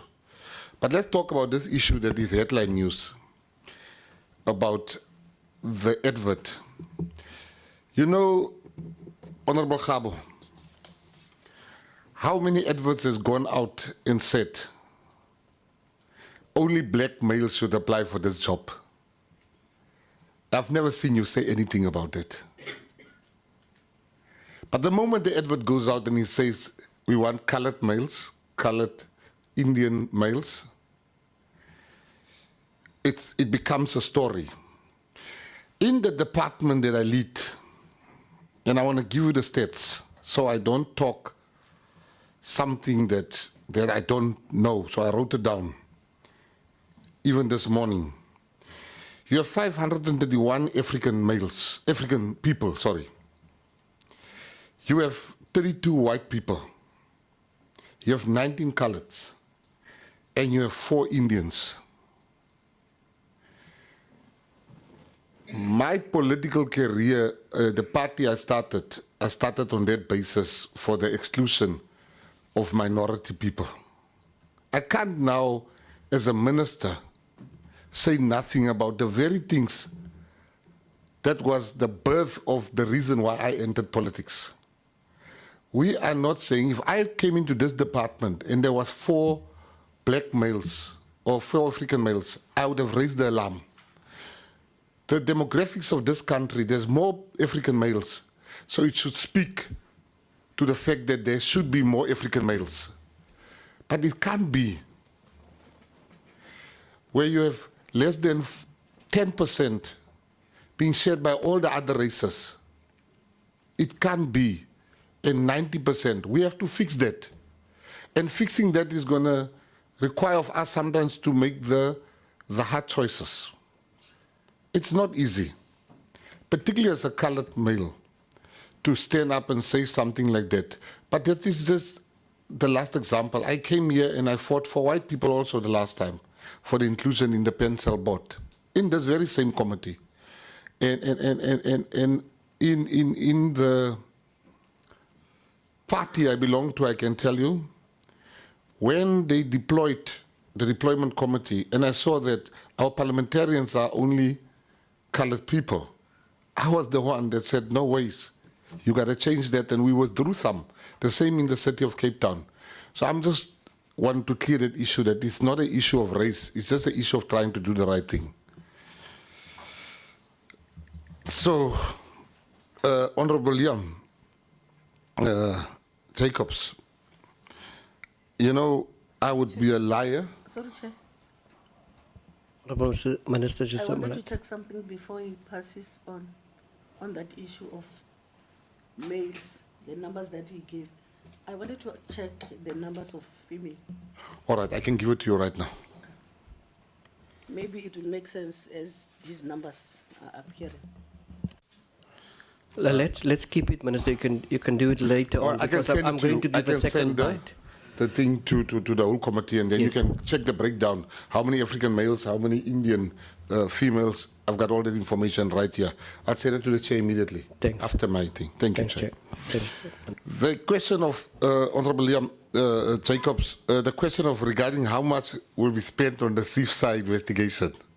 I would be a liar if I think the SIU and the Hawks are better equipped to know those things. I don't know. I've got no idea how much will be spent on CCIFSA, on the investigation. And your question regarding the councils, that it serves its purposes. I do think it serves the people that created them in the first place had excellent foresight. But you cannot blame the conduct of the people that was tasked with leading those councils if they mess up. And I do agree with you, it gives a semblance of, do we really need them? I want to state my case and say I think we really do, because there are really some councils that you see they are doing the right thing. They are getting there, they're turning the ship around. I think Honorable Mtetwa, much was what you said. I can tell you, CCIFSA, and I'm going to repeat it here, it is a den of corruption. CCIFSA got money year after year. When I ask as the minister, show me one proof that CCIFSA has, because when you get money from the department, what follows is that you must give account in that specific year, what have you done with the money? And CCIFSA has not accounted at all. They've not accounted for the money. I have my suspicions, and these are my suspicions, that there was some political cover they must have enjoyed. And officials were strong-armed, by the political cover. That is my assessment, but the investigation shall reveal. Those are just my suspicions, because I'll make you an example. When CCIFSA says in one mail I've seen, we are here for the well-being and making sure artists are well taken care of. And when artists die, CCIFSA will not even contribute 20 rands, while they're getting millions from this department. I'm equally in a hurry to hear how far the investigation is with CCIFSA. I was subsequently approached when I was at the Boxing Federation by CIFSA members wanting a truce. I said, are we fighting? No, we want a truce. We want to sit down. Let's leave all these investigations. I said, no way. We are going ahead. If you've done nothing wrong, you have nothing to worry about. So I agree with you, Honorable Mtetwa, that what is going to come out of that wardrobe of CIFSA, the skeletons that's going to fall out of there, a lot of people are going to fall with CIFSA because there will be no holy cows. Because it's just unexplainable to me what has transpired with CIFSA. The issue that you have also mentioned of Ms. Zanele Mbokati, may her soul rest in peace. I have zero knowledge of the 12 million that was paid to her. I do know, what I do have knowledge of is that she has something called the Crown Gospel Awards, if we talk about the same person. The Crown Gospel Awards has been receiving money from the department. If I'm not mistaken, it's under 2 million that they've been receiving. I will then go and follow up on the 12 million rand issue.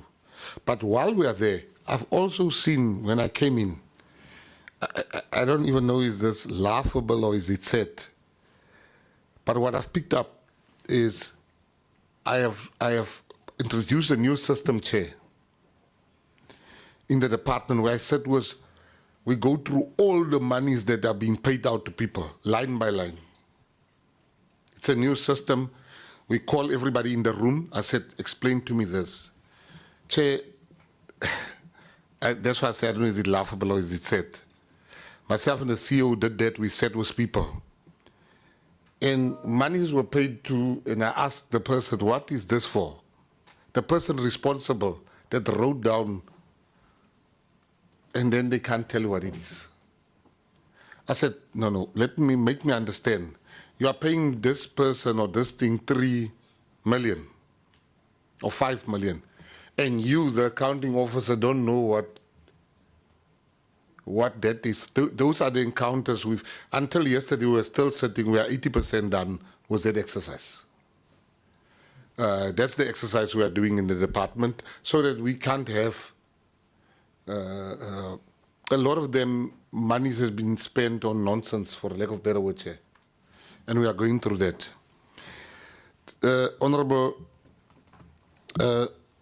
Komani, you know the issue of Sarah Bartman. I'm one person that I have my pride. I've reached a stage with the Minister of Public Works where I'm not going to ask him anymore. My hands are tight. I've asked him more than 14 times, can we sort out this problem? I've asked him, I wrote letters to him. I said to him, all right, let us take over the project so we can fix it. Till today, I don't know, maybe you can tell me, Honorable Komani, what more can I do? Because we have given it over to Public Works. Money has been corruptly paid out. But legislation stops us from intervening, other than me, through the GNU, trying to talk to the minister because we are allowed together there. I've had no success whatsoever. I've written him, I will never write him a message again. There's nothing I can do. I want the committee to know there's nothing more I can do other than approaching the president, which I intend to do maybe, or which I should be doing. Because it can't be. It just, I agree with you. And then, the legacy issue, no, trust me. I will have a legacy. We will have a legacy. We will not allow the wrongdoing of people to stop our legacy. Bona, we will have a legacy. That's what I can promise you. Before reshuffling, I will be able. We will be able to point out that we've done. You know, the president on a lighter note, Chair, the President called me I think a month or 2 months ago. And I was in a good mood. And I saw the President phoned me and I said, hello, President. He says, Minister Mackenzie, I'm just calling you on a reshuffling issue. I said, ow, so quickly.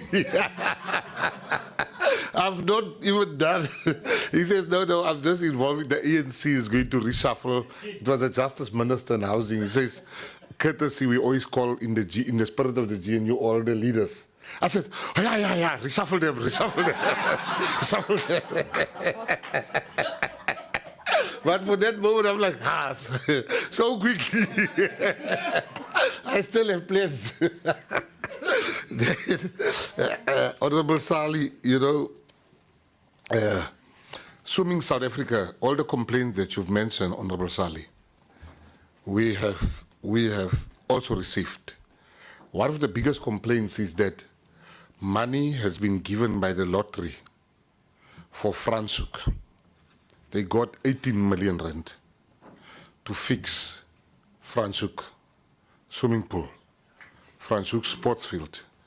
What I did, we called in swimming as a chair. I wasn't really happy with the answers they gave me. I then said, I'm going to do an inspection in loco. I want to go there. And I told them to meet me there. Last week on Saturday, I went there together with them. And I looked at everything. And they said that they still are waiting another 18 million from the lotto to finalize that project. I then came back to my office and I called the lotto. And the lotto people says, no, it's not as clear cut.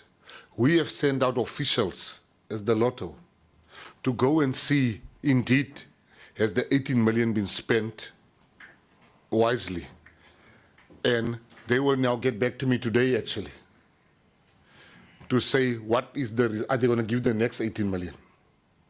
We've also asked Swimming South Africa some serious governance questions.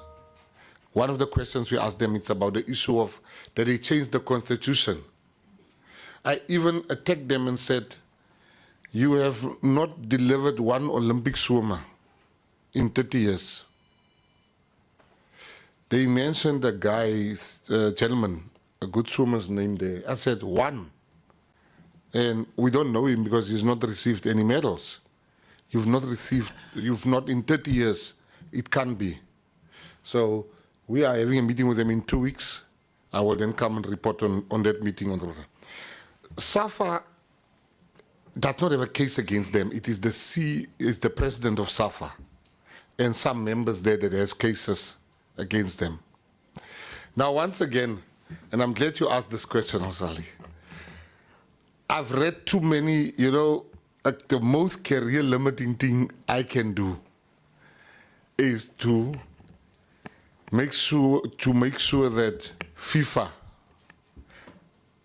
expels South African soccer. I would be the most hated man in this country. And the rules of FIFA are very clear. You can only investigate. You mustn't get involved in the affairs of FIFA. So it's a fine line that other countries has made that mistake. So what I've done in this instance, the players were not paid in December. I then got a tip off that there's another country that wants Hugo Broos, which is the best coach we've ever had in a very long time in the national squad.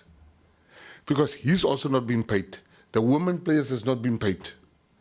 We then said with the CFO and the acting director general, we said, let us advance them the money that we promised we're going to give them.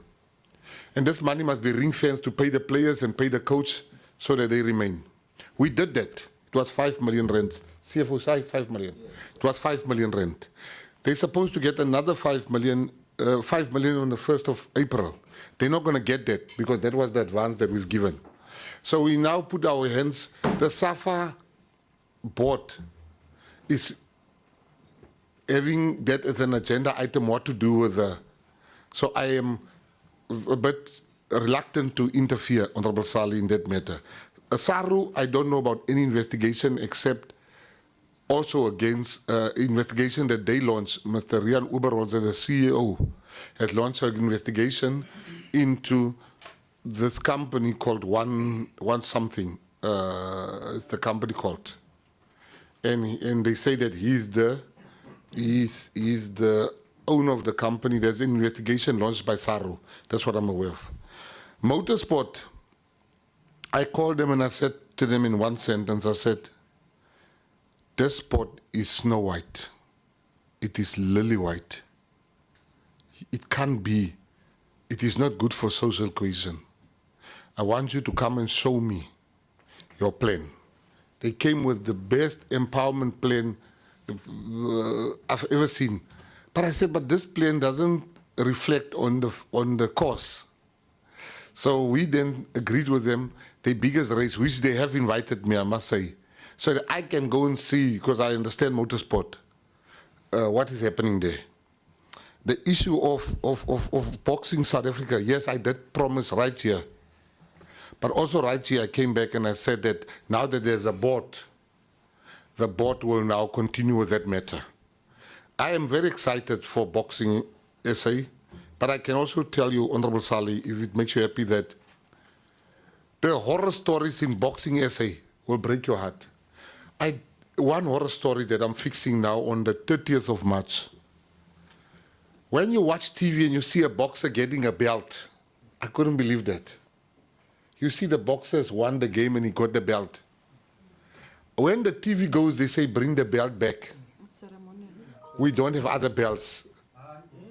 I didn't believe that. They take the belt back from the boxers won the belt. They take the belt back. The shirts, yeah, they take it back. They don't give it back to him. The shirts that the referees are wearing are torn because it has to have the logo. They've not bought them. Some referees are fixing it, putting it in cheek. It is a mess. The boxers are paid 1,000 rands per round. So if they knock you out in 2 rounds, you get 2K. If they knock you out in the first round, you get nothing, because you didn't finish the round in some instances. There are boxers that has not been paid. That's the most horror story of this department. So what we've done, on the 30th of March, we have made a list of all the boxers that were supposed to have their belts, and they never got the belts. On the 30th of March in Gauteng, we're handing over, we've ordered new belts for them. With Boxing South Africa, we are going to give them their belts so that they can take it home and show their children they've won. They've won belts. We've ordered shirts for the referees, 300 shirts for the referees. We've also ordered trousers for them. We have also made sure that on the 30th, we are going to expose the promoters that pay people 1,000 rand. That is Boxing South Africa, Honorable Sali. Then the issue that you've also mentioned of the recovering of funds, it's a bit out of my jurisdiction. I can just give over to the SIU and the WOCs, but I always read how much money they get back when they sell the goods that has been bought with illicit money. Then, Honorable Khosi, acting, I answered that, the acting problem. Honorable Blankula, the vacancies, I think I've also answered that in CCIFSA. CCIFSA is a problem, but there's something that you've mentioned which is very crucial. You said CCIFSA has been investigated for years, but they investigate them and they still give them money. For the first time, CCIFSA is not getting 1 cent while they're being investigated. So just to show you that we are different from how it has been dealt with. Where I am sitting as the Minister of Sports and Arts and Culture, CCIFSA is dead. We are making new different sector representatives in the department. I must congratulate the department who was a COVID-19 in the action they've taken, as you mentioned, with how they've looked after artists during that time, although also there's also investigation regarding how funds was, yeah. And Chairperson, oh, you also spoke about transparency. There will be full transparency. The Chairperson, you spoke about NFVF. NFVF was a mess. Let me not even argue what you are saying. But now, let me argue with you to tell you that NFVF is on the right track. They've had the new board. The new board, same week when they were there, they put out everything, the interview processes. Last week they had the interview process for a new CFO. The interviews happen within prescribed of the law, and then you mentioned the interview processes that happen with the board members. You know, when people complain on social media, they tell half the story. The very same people that complained, the independent producers, they then wrote me a letter where they said to me, take this person and put them on the board. I said, this is corruption. I can't do that. You are complaining that the process is not fair with the left hand. But on the right hand, you are actively asking me to commit corruption. And the letters are there if they want to deny. The same happened with the people that complain in boxing. They've given me names of people that I should put on. I said, it doesn't work like that. I don't know how you guys used to work, but it doesn't work like that anymore. So the Deputy Minister and myself said many times when we go through, we always joke to say this department is huge. So we are the first to admit we've not been everywhere, but we are getting there. And with your committee, you're keeping us on our toes and you do some of the work already for us. Then we're like, we don't need to go there because the committee was already there. Thank you so much, Chair. Yeah, there's one question not been answered, but Minister, I'm going to ask you a very straightforward question. I always answer straightforward. I used to say that being new, you are now the minister, you have to respond for what has happened. But if you don't know this answer, you can pass it to the DG. Why up until today, not a single case has been opened on what is happening in Sarah apartment? You know, I feel sorry for, and I'm answering you straight. What has transpired, and this is my opinion, it's my facts, it's not general, it's not everybody's facts, it's my opinion. You know what's the good thing that I have seen, Honorable Chair, with the GNU? It's very hard sometimes to investigate yourself. It's very hard.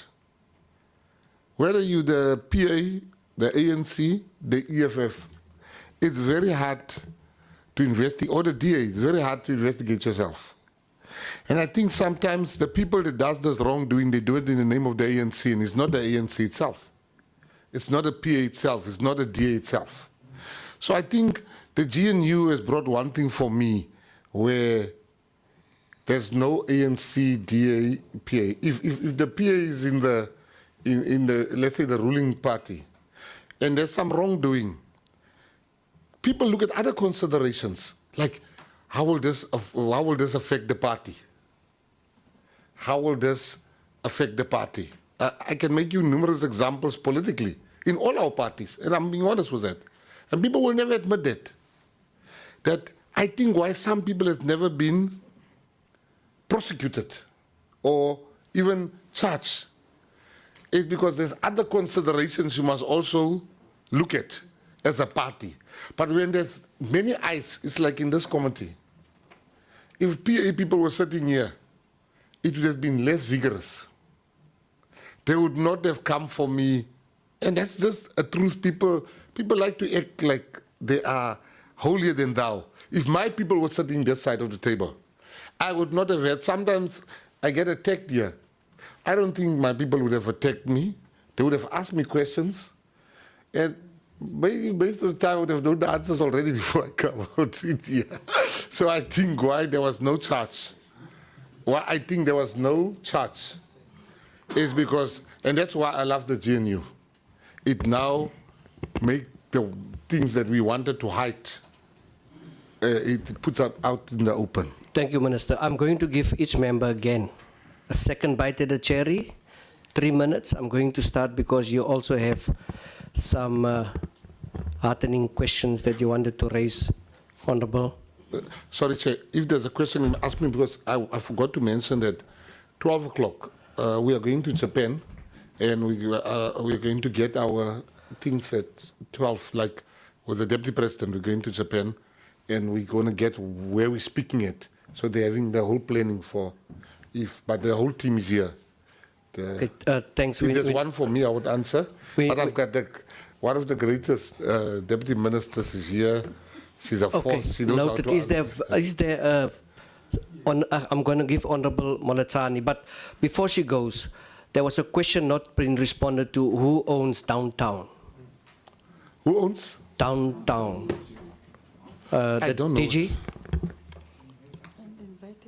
The information we have is that Downtown Music Hub was the building itself where the Downtown Music Hub sits was acquisitioned in 2010 during the then Minister Paulo Jordan's time. Upon recognition of it being an asset that can be utilized, I've been in the studio, for instance, and seen quite a lot of equipment there for recording, etc. It sits within the NAC's asset register, but it was the building itself was acquisition by the Department of Arts and Culture, then Arts and Culture in 2010 during Minister Paulo Jordan's time. There is a question that Honorable Member Mtetwa sent to us on the 7th of March on that, and we are providing a detailed response to that question, which we got on Friday last week. Okay, before we send the minister off, I'm going to give Honorable Molatani, there's, let's say, 5 minutes before the minister must go.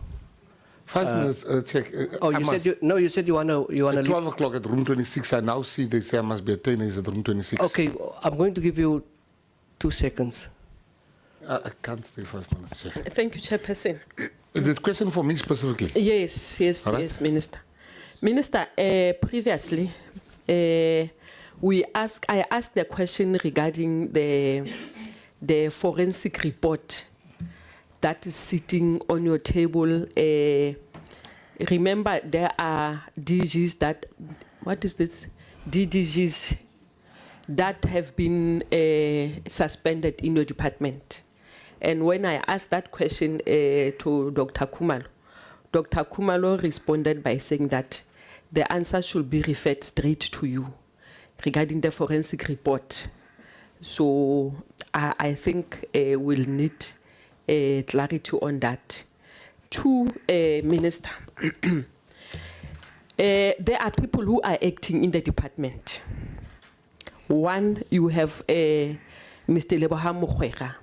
He was acting somewhere. NV what? Yes, and presently he's acting in HR. 2, you have Mr. Ivan Langeveld, who's acting. 3, you have Dr. Kumalo, who's acting. 4, at some stage, we're having Mr. Ndima, who was acting. So the issue of acting position in the department are there, and we cannot run away from it. All that we want is the answers. When are they going to be filled? Because we cannot find someone acting from NVF. He's dealing with infrastructure. Presently, he's now dealing with HR. Are we not running that person redundant?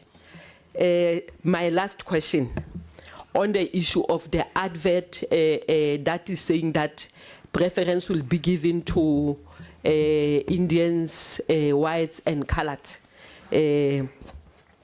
I think that one, you've just talked about an illegal instruction that you cannot give. It's an illegal instruction. Mr. Mukwege, to you as the HR personnel.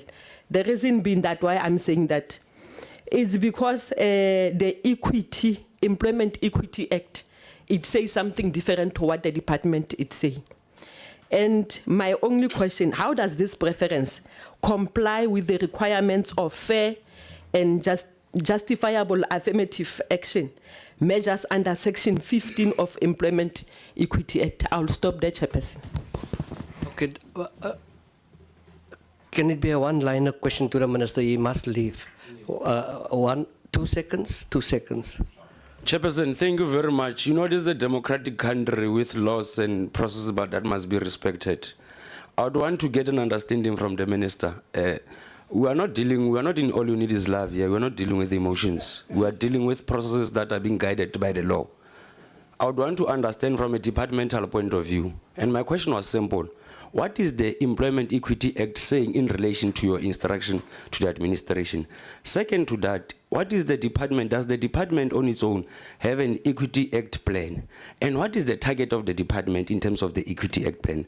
The last part, where is your instruction located within the legislative framework that advises or guides the process either of appointment or even including the one that the honorable member has spoken about, the one of moving officials from one department to the other? What is your policy saying on and around that matter? And unfortunately, Chairperson, if the minister is unable to respond to these issues now because of the issue of time, would prefer that we should have a second session, because it cannot be correct that there are statements uttered and they cannot be contested in this platform. The last part is that Minister must not think that when we raise issues, we are taking him for that information.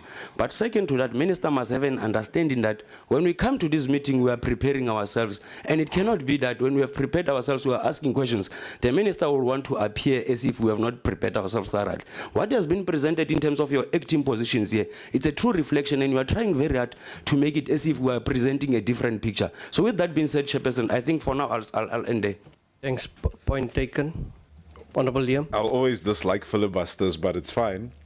Chairperson, look, I just want to ask about the Havana International Book Fair that took place in Cuba. Minister, I want to know, what was the criteria? On what basis did you send who you sent to that particular book fair? And what are the names of these people? And what is their history, particularly within authorship? Because you got a lot of authors that lashed out about it. I think we deserve to know the specifics, who was sent and for what reasons. There, 10 seconds. Yeah, let me make the following ruling. I think let's speak to the cases, the agenda that is on hand, but Minister, it is your choice whether you want to respond, but there are particular questions asked by Honorable Molachani. Please proceed. I think Honorable Molachani and Honorable Khabo, I agree with Honorable Khabo when he says this thing needs me to come back here. So we can, because I know I've acted within the ambit of the law. That is exactly what the Employment Equity Act is saying. In fact, just to show you how, I saw an advert on social media, on our page, and I agree with it. So I wasn't even the author of it, but I agreed with it fully. So I'm saying to ventilate this issue, because this issue is broader than what is being said here. So I'm willing to avail myself at a date decided by you, Chairperson, to come back and we speak specifically on that issue. So then we can both have the X in front of us, because it's going to be to and fro now. So, with your permission, then, Honorable Liam, you know what? It comes back to the same issue. My thing is, I said it shouldn't be the usual suspects that go. What is used to happen here? It's always the same people traveling. It's always the same people going overseas. I said, go and find me people that has books, people that has published books. Go find me those types of people in my office. I told my staff. So the criteria that was used is you had to have books, and you shouldn't be like a regular traveler with the department. You've had people that always, when there's a trip overseas, always the same people, so I wanted to change that. So I hope I've answered you. The criteria was used, you have to have a book. Then everybody would have gone. All right. Thank you. And then all you need is love. Thank you. Thank you, Minister.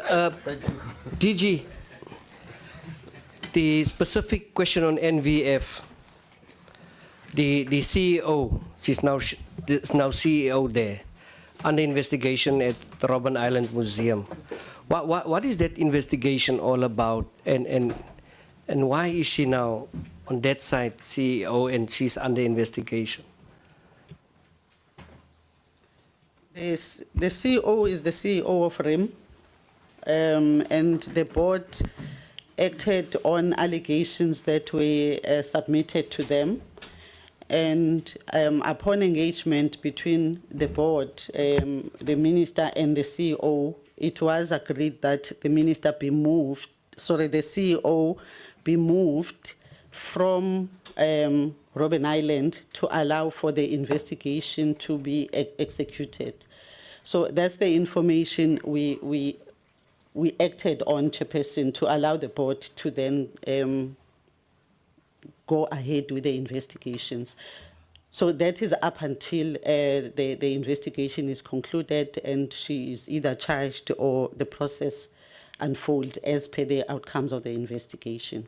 Okay, thank you. Honorable Molachane, I've given you an opportunity for a burning issue and towards the minister. I'm giving you again an opportunity now for follow-up questions. Each member, I will use my discretion whether it will be 2 or 3 minutes, and then the department will respond, and then I will also give an opportunity to SIU as well as the AG's office. If there's any burning issues from their side, feel free to come in and raise those issues and concerns on how best we as a committee may assist as far as our oversight role is concerned. DJ? Chair, there were other questions that were asked. Can we be allowed to respond to those questions before we take another round? The minister has raised quite a number of these issues and have responded. Unless, I think he spoke to the COVID, he spoke to a number of things, but can I give you 5 minutes? Thanks, Chair. There were other specific questions that we would like to respond to. I know Minister did cover quite a lot of the responses. Maybe before I'm just going to ask my colleagues to come on the specific questions that came on specific entities, Chair, if you allow us. But I wanted to just speak to the issue raised by Honorable Khapo on the AG details. We take note of what you're saying, Honorable Member. Perhaps it was our interpretation, because when we received the correspondence from the PC Secretariat, it was very specific and it put in brackets aspects that we needed to cover in the presentation as board appointments and governance. Maybe our interpretation then might have been wrong, but we do have a full report on the AG matters that emerged from the 2023-24 audit outcomes for each of the entities. And what we have done is to put together, working with the entities, audit action plans that address each and every one of those findings. There is a recent report, Mr. Tanyane, maybe you can also just come into that we have submitted to Minister that gives an indication of either turnaround strategies or how each of the findings that came in the AG report of 23-24 are being dealt with. I just wanted to actually talk to that. On the issues related to CCIFSA, maybe CAE would also want to come in here. We'll share the TORs as has been indicated. But the brief was that an investigation that as Minister commissioned that there be an investigation be as of 2015 or 16, if I'm not mistaken, to date. So that actually covers that whole period, including any other developments that might have happened within that particular time. So we'll share the TORs on Honorable Member Mtetwa and the other members that have also echoed that particular request. But I would ask that perhaps if CAE wants to just further expand on what I've said, if she can be allowed to do so. Then, Chair, there were specific other questions coming from members, for instance, Member Sally, on the motorsport, for instance, I know Minister spoke to some of those things, but we would like to just go into a little bit more detail, if you allow us, before we take other questions. On the COVID-19 questions from Honorable Nkosi Madlanduna, and also I think Honorable Member Nkosi Bilankulu spoke to the issue of COVID-19 in Nkosi.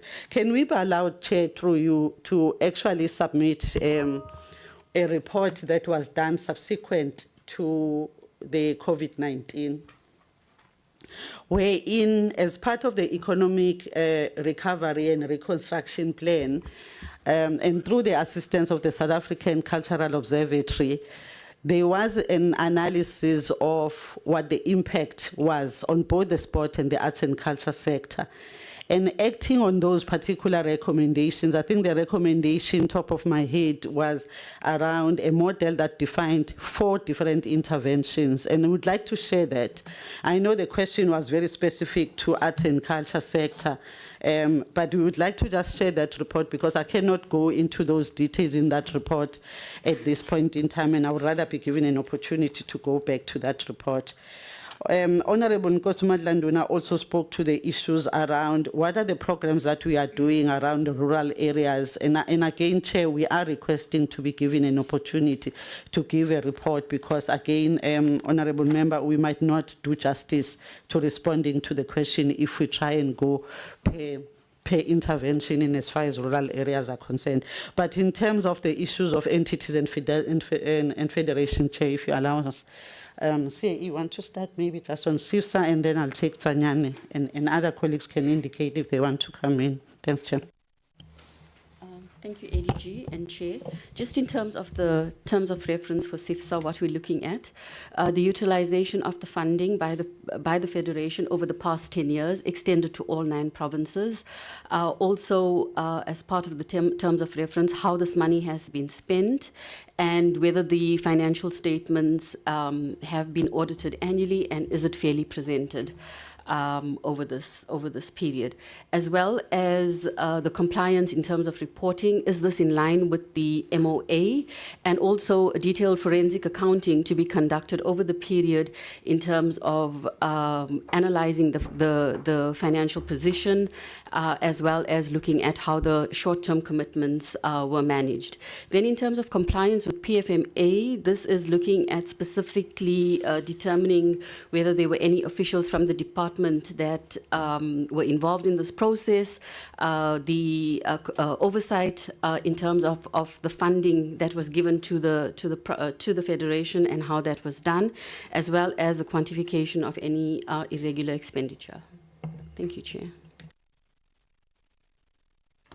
Thanks, Chair. In terms of the audits, as per the AG findings, there were 11 entities that received unqualified with findings reports, and 6 which received qualified. What the department has done is, through the ministerial letter, has written to entities to actually provide the reports on how they are dealing or addressing the findings that have been issued by the AG. We are in the process of consolidating those responses from the public entities, and we will then provide a full report to the minister for noting, and also the team that plays oversight engages with public entities even during site visits on how these findings are being addressed. And I think, as Honorable Khabo has correctly said, the majority of those findings are from supply chain management issues.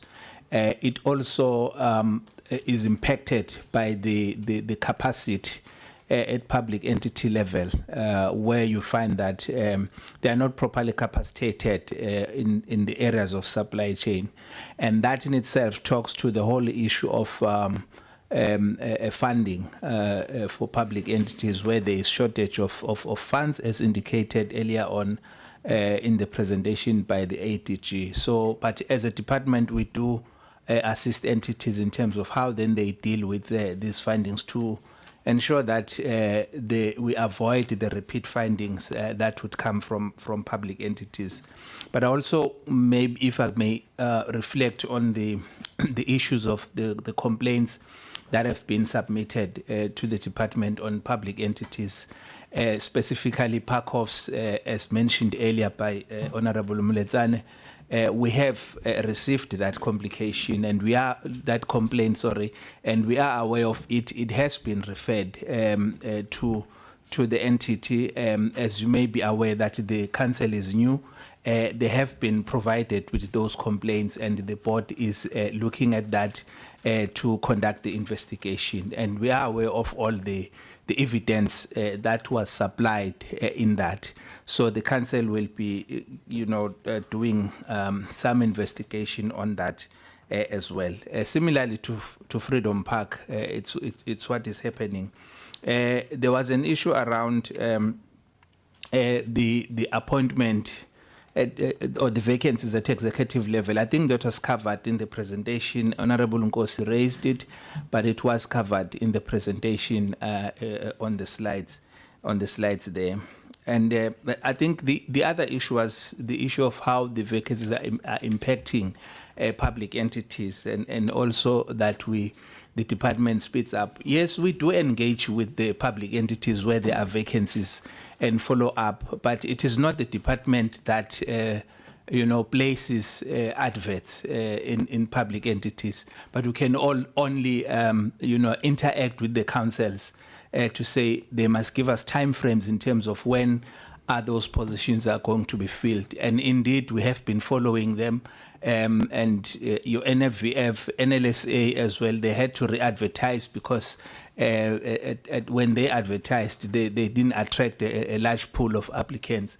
So, but we do follow up and encourage them to fill the positions quickly on that one. I think I'll stop there. Thank you, Etienne.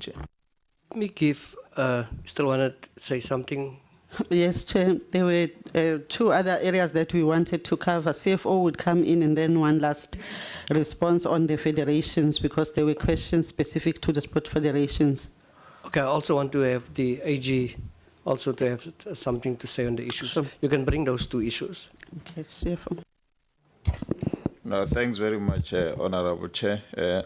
I'll start with a question from Honorable Nkosi, the one of the impact of the budget that we have. For me, what is critical is that as a sector, we have lost about 1.2 billion in the past year, plus this current one. I'll give you the breakdown now, and the coming 2 years. So the budget cut that we have is about 1.2 billion. That impact direct our plans moving forward. So in the financial year previous one, it was about 300 million. The current one is about 426 million, and the coming financial year is 406. So that is a very sufficient cut that we're experiencing. With our CFO's forum of the department of the 28 entities, we have encouraged also entities, Chair, to say they need to move away from government funding. Because with them is better, they can raise a revenue and retain it and expand from there. So we made it clear that we will support any plans that show that indeed they want to be self-sustainable. So it's one of the things that we are pushing with our 28 entities. I think Mr. Tsanyan already answered the issues of the Auditor General, so I won't go there, Chair. And also how the entities has been allocated the budget. Government use what you call the baseline method. It's basically historical data of funding. So we can't move away from it. That is how government has been operating and is within the Treasury regulation. So maybe government if can change for a change, then we apply what you call zero budgeting. Zero budget is about what you need and what you want to deliver.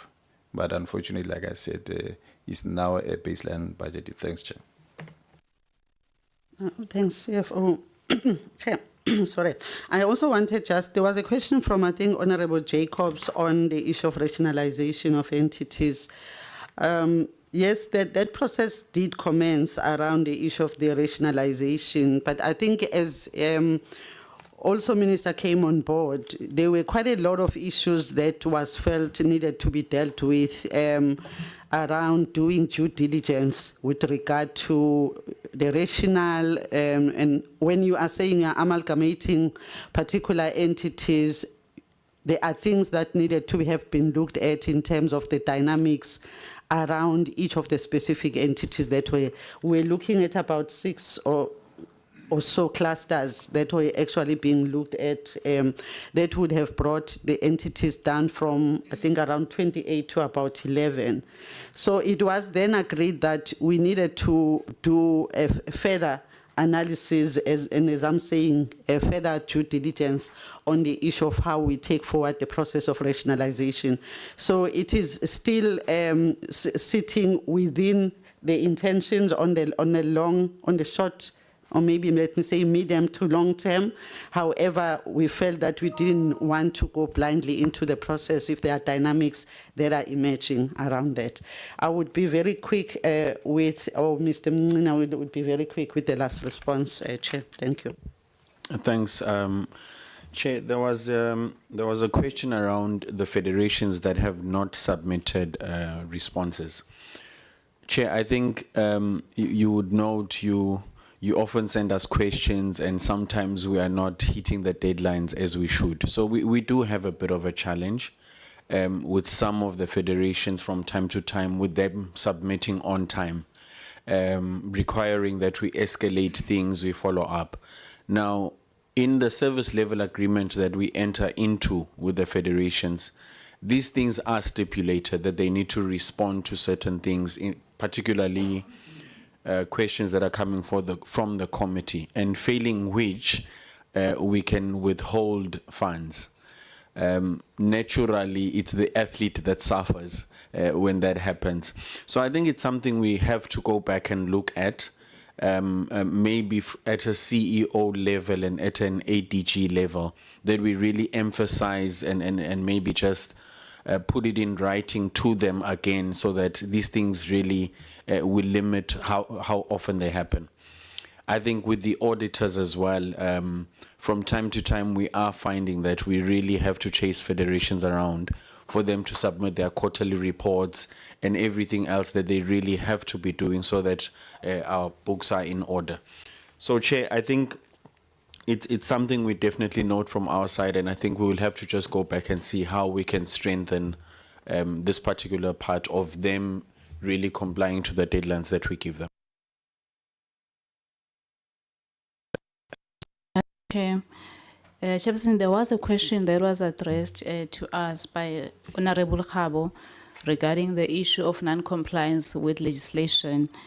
In particular, talking to the root cause that we pointed out, that there was lack of adequate reviews to ensure that there is adherence to legislation. Indeed, that is correct. We did point it out for a number of entities in the portfolio, in particular the ones that incurred irregular expenditure. So, but the direct question from Honorable Khabo was in relation to the spending, to say then, was it aligned to the annual performance plans of the entities? Chairperson, yes, the expenditure did result in irregular expenditure. However, we did not identify an instance where the monies were then not used in line with the performance plans of the entities. So yes, there was non-compliance in the procurement process. However, we could not pinpoint that the monies were not used to address the performance of the entity. There was a second question that was raised by Honorable Nte to ask whether HSA did receive reports relation to CCIFSA, CCIFSA. Chairperson, we do audit a number of CCIFSA, sorry. We do audit a number of transfer payments that are being made by the department to various beneficiaries and NPOs, and we have highlighted a risk that in some instances funding may not be used in line with the intended purpose. And in that regard, we have made recommendations to the accounting officer to enhance internal controls to ensure that monies are being used for the intended purpose. And Chairperson, also for this committee, it was one of our recommendations that we made that the committee should call upon the department to, on a regular basis, also just report back on how these controls have been enhanced to ensure that the transfers are indeed used for the right purpose. On the issue of CCIFSA, I cannot at this point directly respond on whether we have received a report on how they use their funding, because we do look at a number of entities as we audit transfer. The department does make a lot of transfers and grants throughout the year, and how we do our work is that we select a sample and we audit that sample. We have over the years also enhanced our audit procedures to audit transfers, noting the risk. So in responding to the risk, some of our procedures are that we do visit the NPOs themselves to satisfy ourselves that the monies are indeed being used for the purpose. And that is what we are doing. So I'm a chairperson. I just want to say that we have noted the risk around the transfers and how they are being used by the entities. And we have enhanced our procedures, but I can't respond now to say whether CCIFSA was indeed one of the entities that was selected for our sample that we've tested up until this point. But we do take note also of the discussion around the entities and the federations, and we are also currently this year also focusing on the federations in terms of the transfers that they are being given by the department, and whether they do use them per the MOAs that are agreed between them and the department. I will stop there, Chair. Thank you. Thank you. Is there anything that the SIU would like to add? Thank you, Chairperson, and thank you for the opportunity. What I would like to add, there was a question regarding investigations that SIU is conducting at CCIFSA. At the moment, we don't have any investigations that we are currently conducting at CCIFSA. However, I can just mention to the committee that the SIU is currently conducting 3 investigations, 2 at Gauteng, 1 at Gauteng Department of Sports, Arts and Culture, where we are looking at 2 focus areas. The appointment of service provider during the Heritage National Council event that was held in 2019. And the other focus area, we are looking at the CCTV installation of cameras, and that investigation is currently ongoing. It is anticipated that we will complete it in December 2025. And another investigations, they are with the KZN office, and those investigations are nearing completion. Regarding the services, SIU does not only conduct investigations, we also go beyond investigations to proactively prevent corruption and promote culture of integrity in the state institutions. Other services that the SIU is offering include prevention, awareness, and advisory services. We would like to encourage the state departments to reach out to our offices. Proactive prevention, enlightening awareness campaigns, and expert advisory support contribute to building the culture of transparency, accountability in the state institutions. Thank you, Chairperson. Thank you very much. I think I'm going to start this side by Honorable Bilankulu up until Honorable Molatane.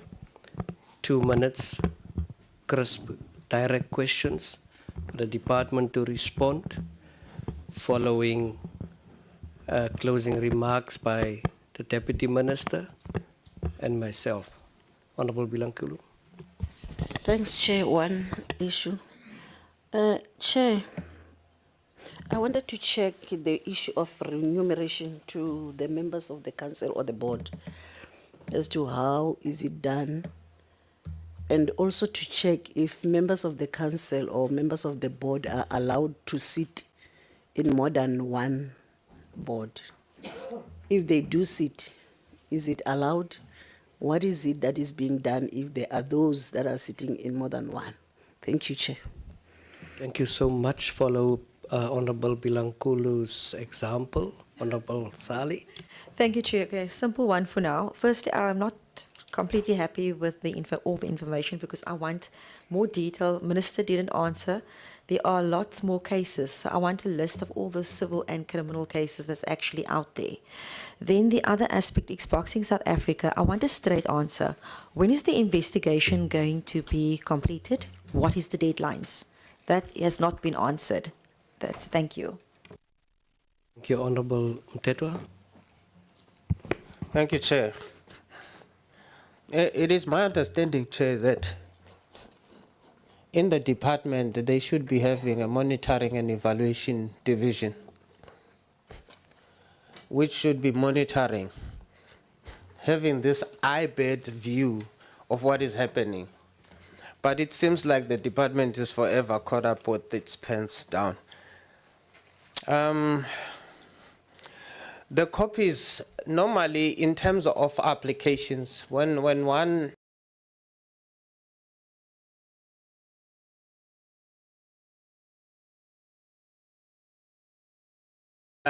you do a business plan, you submit a business plan. It's not a blank check. Would we be given access to the copies of the business plans that gave CCIFSA the 5 million for each year that they got those 5 millions for? And because in my understanding, one of the meeting, the president of CCIFSA couldn't explain who the members are of CCIFSA. This was in 2019 when we asked him in front of the minister, who are the CCIFSA members? And he, on the screen, he listed so many organizations. And when we called, we just took a sample of 3 organizations. CCIFSA, because CCIFSA was not supposed to be an organization-based organization. It was supposed to be sector-based. So I don't know, maybe fruitful expenditure of 15 million there. Athletic SA. The CEO of Athletic SA, you haven't spoken anything about him. There was an agreement, a settlement with SIU, if I'm not mistaken. But the very same Kokotelo, who's the CEO, is still acting as CEO at Athletic SA. Why is he still there? Second to that, I have proof of evidence, portfolio of evidence, where he's been paying an athlete, repaying an athlete the monies that he had taken from the athlete. Each time the athlete won, he retained the monies. I have proof of that. I can give it to you if you need that. Why is he still there? In terms of SIU, I would really, really appreciate to be taught a bit on SIU, because the response of SIU, I reported the matter 2019, and the response, which is also similar to the response by the public protector and the department itself, where the public protector and the department says, no, CCIFSA is not an entity, our entity. Okay. Now, what puzzles me is that, can I be given money by the department and do as I wish with the money and be corrupt in the process? Who should I report to? If I cannot report, alert SIU that there's a potential corruption that is happening here. Who do I report such a matter to? The response that I got said to me, it's okay, you know, it's like, it's okay, they spent money the way they wanted to spend the money, we can't investigate them. And this is why I had Honorable Kobane saying that we should let bygones be bygones and move forward. You would have noticed during the debate, honorable member, when you were debating, almost half of the, not even half, 3/4 of your seats on ANC were gone. People left, because this is one sector that is not taken serious. The reason being, we have never declared anybody delinquent. Why are we able to declare a member from SAA board delinquent. But when it comes to members who are in the boards of our councils, our federations, they never get declared delinquent. They are allowed to move from one organization to another organization. It's like you are allowing a thief to move from this organization to go and commit crime in another. We cannot allow such to continue to happen. People must not accept responsibility when they don't know anything about corporate governance. And we can't be regulating and making laws when those laws cannot be enforceable. And that is my parting shot. Thank you, Honourable Member Kosi Ntuli.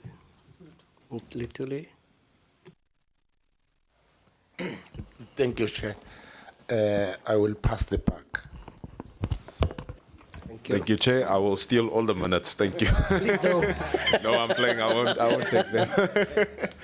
I think Honourable Mtetwa has said something profound there. It is almost as if, we have this thing of reduce, reuse, recycle. But instead of reducing the amount of people who are catching on nonsense in our entities, we are reusing them and recycling them and sending them to other entities and other boards and sending them to go do wrongdoings in a number of different spaces, and that's wrong and that can't continue.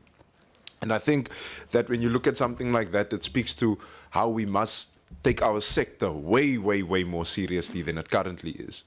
My question is short, my question is sweet, and it's very simple. In fact, it's not sweet. Some would say it's very bitter. It's to the SIU. So I understand that there's no investigation going on at present. I think that was made very clear. But what was given to us now is that there will be an investigation that takes place and that there will be a service provider appointed. I am just asking, what is the cost going to be? How much is this going to cost taxpayers, and to what end will it be?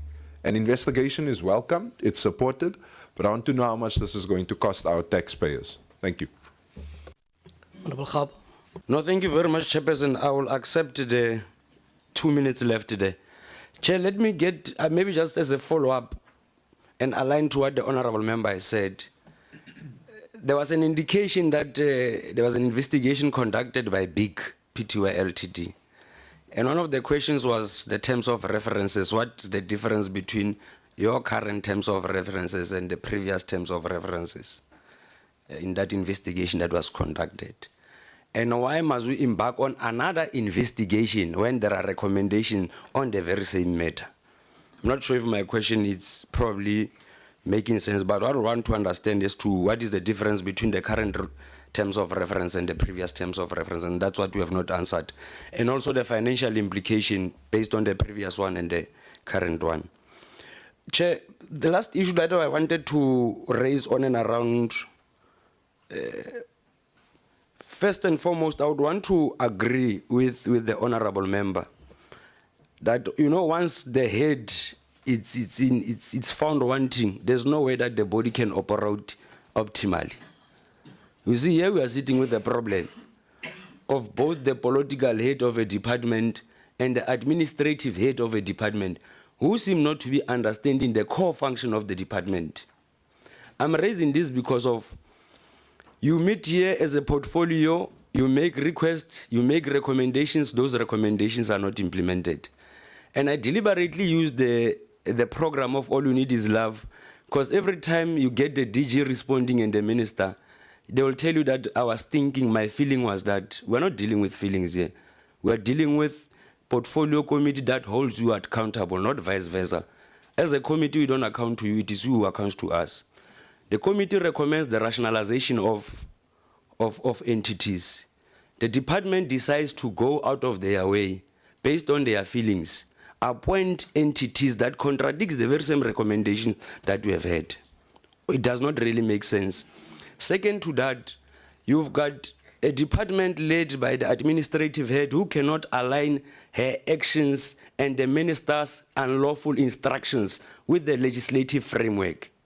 Practical example, we continuously ask you a simple question. What is the legislative framework guiding a process of moving one official from one entity to the other entity?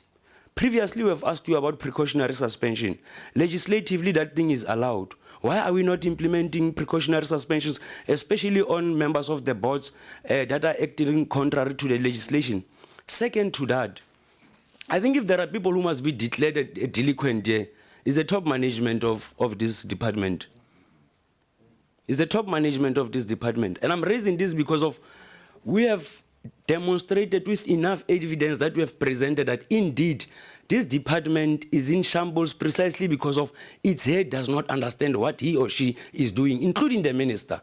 That's why I would want him to be part of this meeting so that we can take him to task on some of these issues that he's raising.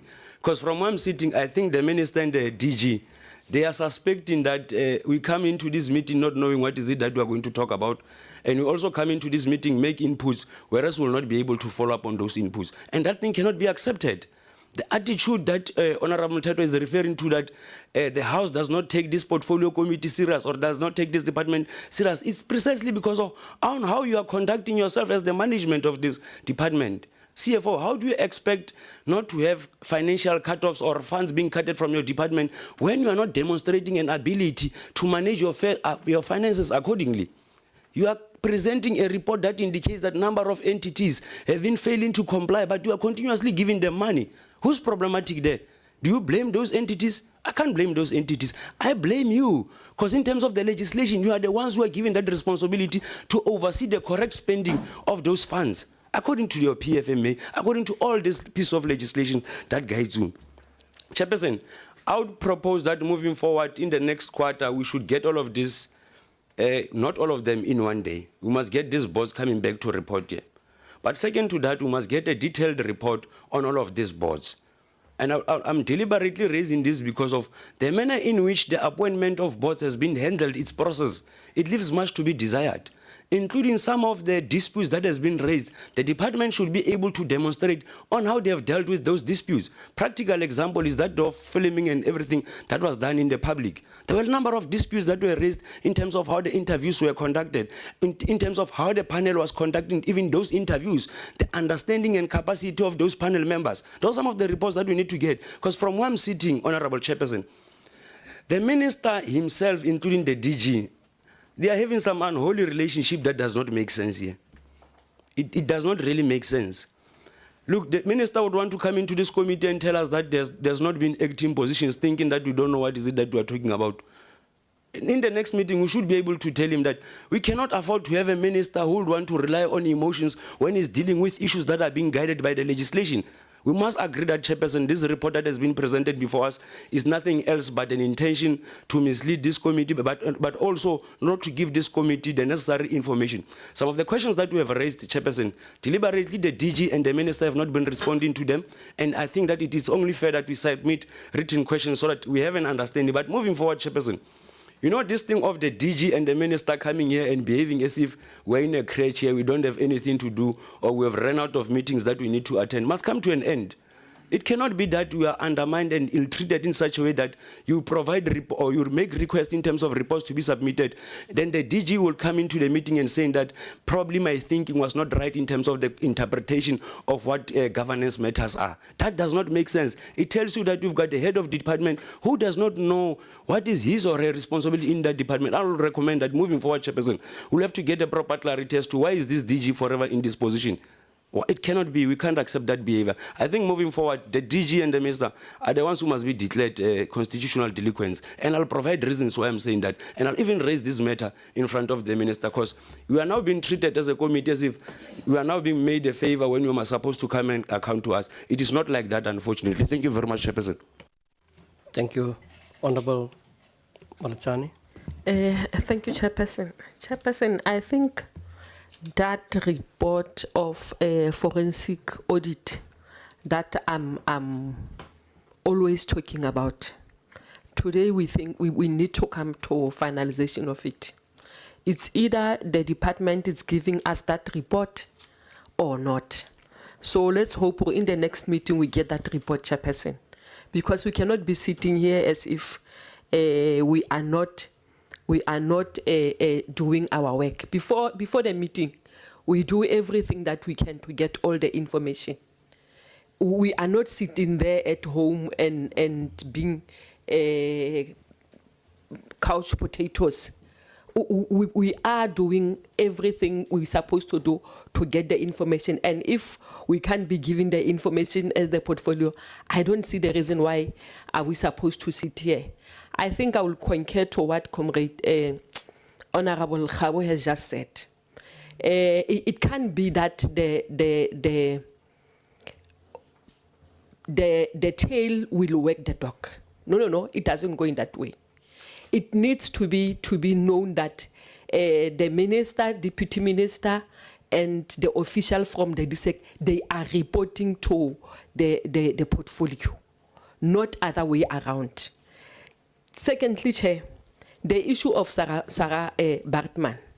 I just want to check who was the responsible official during the Sarah Bartman project. When it was started from the DSEC, who was the responsible official. Why that responsible official did not report the problem of Sarah Bartman way in advance before we can even go there for oversight. And what are we doing to that official? Are we just sitting there as if it's a normal thing that is supposed to happen? The money is supposed to be spent in that way. No one must come and account here. I think we need to start somewhere so that we can be taken serious. I just want to know who's that official who was responsible for Sarah Bartman when it started from its inception, when a former president was starting to go there and said, we are going to build a remembrance here. The other thing, Chair, I've heard that the minister was talking about the investigation in Saru regarding the company that dealt with the equity deal. It's a waste of time because we know very well that in Saru, it's someone's tech shop. Someone is running the tech shop, and there is no way we'll ever get what we want from Saru. But I'm just waiting for the day when Saru comes. I don't know how will that day be, because there are so many things that are happening in entities, and the department is silent. Department is silent, Chair, and we cannot allow the taxpayers' money to be used like that. So, most importantly, that forensic report, Chair, I'm still standing. We want it as the portfolio committee. Thank you. DSEC, you have the right to reply. Please use 10 minutes. Thank you, Chair. We would go rounds in terms of responses to questions, and I'll come up last if there is any specific area that is left or colleagues have not addressed. CFO would start, and then would go to the issues related to entities of Mr. Sanyan and other colleagues. Thanks, Chair. No, thanks very much, Honorable Chair. I'll start with the question on the issue of Honorable Khao, on the issue of the money be paid to this public entity when they don't comply. Chair, in the department, there are a lot of entities that we have stopped their money, especially on the issue of non-compliance. And as it reflects on the 23-24 audits, yes, of course, there was an irregular expenditure in some of the entities. If you look at the diagram, there was slight improvement in terms of the audit outcome. There was an increase on the clean audit. We also moved one entity, I think it was Nelson Mandela, from a disclaimer to qualification. So how we manage the performance of these entities, we make sure, for in case, in terms of Chapter 6 of the PFMA, we are doing oversight governance. So it tells you that, for in case, every month and every quarter they must submit report, and then in terms of the PFMA, that report then sent to the minister in terms of the diagnosis of that report. And I think Mr. Tsanyana will add more into that. So on the basis that, Chair, we send money with entities that they don't comply, we don't subscribe to that. We are very clear there, Chair. You don't comply, we cut. Federations, for in case, you've got about 3 federations that didn't submit report. I made it clear that we are not going to give them the money, because that is how, for me, the most critical thing is that you don't comply, you don't give you the money. So we are not saying the situation there is onky-dory, but we are saying at the same time, Chair, where there is non-compliance, you don't transfer the money. And then on the issue of Sarah Batman, you know, Sarah Batman, Chair, I think a year just before I joined the department, 2021, 22, somewhere there, financial year, there was an irregular expenditure that occurred because of Sarah Batman, and that irregular expenditure went to Public Works. And the reason it went to Public Works is because they're the one that did procurement processes. And after that, we went to meeting with the previous minister, requesting the joint sitting of this project, and it never materialized. We wrote to them, give us the project. It never materialized. Even the current minister now has write to them. It never materialized. And the law does not allow us to take that project, because again, we take that project, becoming regular expenditure. So we'll also need, from what I said, Chair, the assistant of the committee also, because also that project has become triple the amount. And it's because of this underlying legislation that does not allow us a direct, takeover, because we must come and account. And I made it clear, I think, in one of the meetings that at the end of the day, even the budget is a departmental budget. It's not the Public Works budget. So they must find a way to either to give us that project, Chair, so that we can finish the project. There was a project, for instance, that we took, I think it was JL Dube. It was also implemented by Public Works. Because of the delay, at least in that project, they agreed to give us a project. Then we finished that project within a period of 6 months. And that is what we are also requesting, Chair. So the issue of SR Batman, Chair, is literally the problem with our implementing agent. And we are also limited in terms of powers and function to take over that project. Thanks.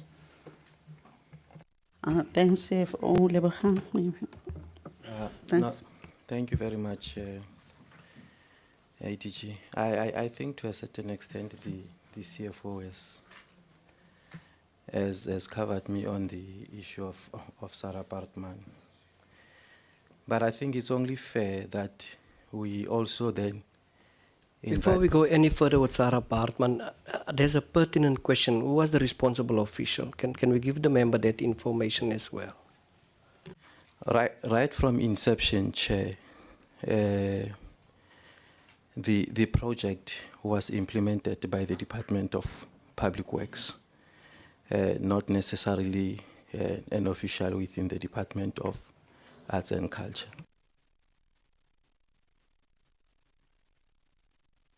But are we in a position to say who was the official of Public Works? No, you see, Chair, you would always have, with construction projects, you would have a team that is involved with an implementation of the project, precisely because of a suite of skills that would be required. But of course, you will always have that person designated as a project manager at the level where the project is taking place. Like, for example, regional office of what was then called PE, now Gqeberha. But it has to be accountability, I think, as far as the project is concerned, has to be required where accountability should be required. You sound like a lawyer now. Who is the person that was involved? No, I don't know the names. I was not even there, Chair. Okay. Let me say that in 2012, that's when the project started, actually 2014, and it was supposed to be completed in 2016.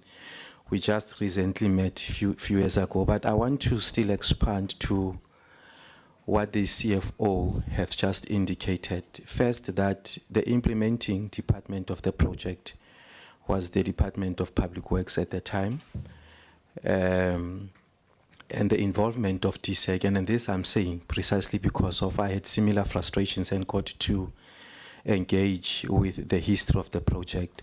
But what I want to recommend to the committee chair, I know you have called Public Works before on this project. The only limitation with the previous engagements with Public Works, the interest was more on the status quo of the project, why it had delayed, and we responded. But I want to indicate that there is an audit report released by the Auditor General, which goes to the finer details, Chairperson, that also reflects the behavior of the people who were involved with the implementation of the project. A simple thing like when a contractor submits a request for an extension of time, which in terms of the contract it's supposed to be responded to within a certain period, and that does not, that response is not given, and how it has impacted. And I'm just elevating that as one example. But those finer details are there.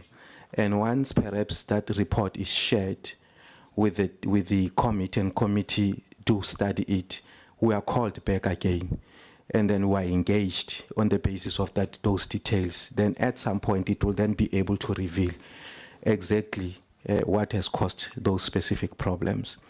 Chair, while still on that issue, Chair, through you, Chair. Can I interject, Chair? Proceed, Honourable Member. Maybe we should refer the question to Deputy Minister as the head of the department. Because in my understanding, the project is owned by Department of Sports, Arts and Culture. Department of Public Works is an implementing. Now, normally what would happen is that in that particular team, there will be somebody who's responsible from the Department of Sports, Arts and Culture sitting in those meetings. Equally so from the Department of Public Works. Now he's avoiding to answer the question.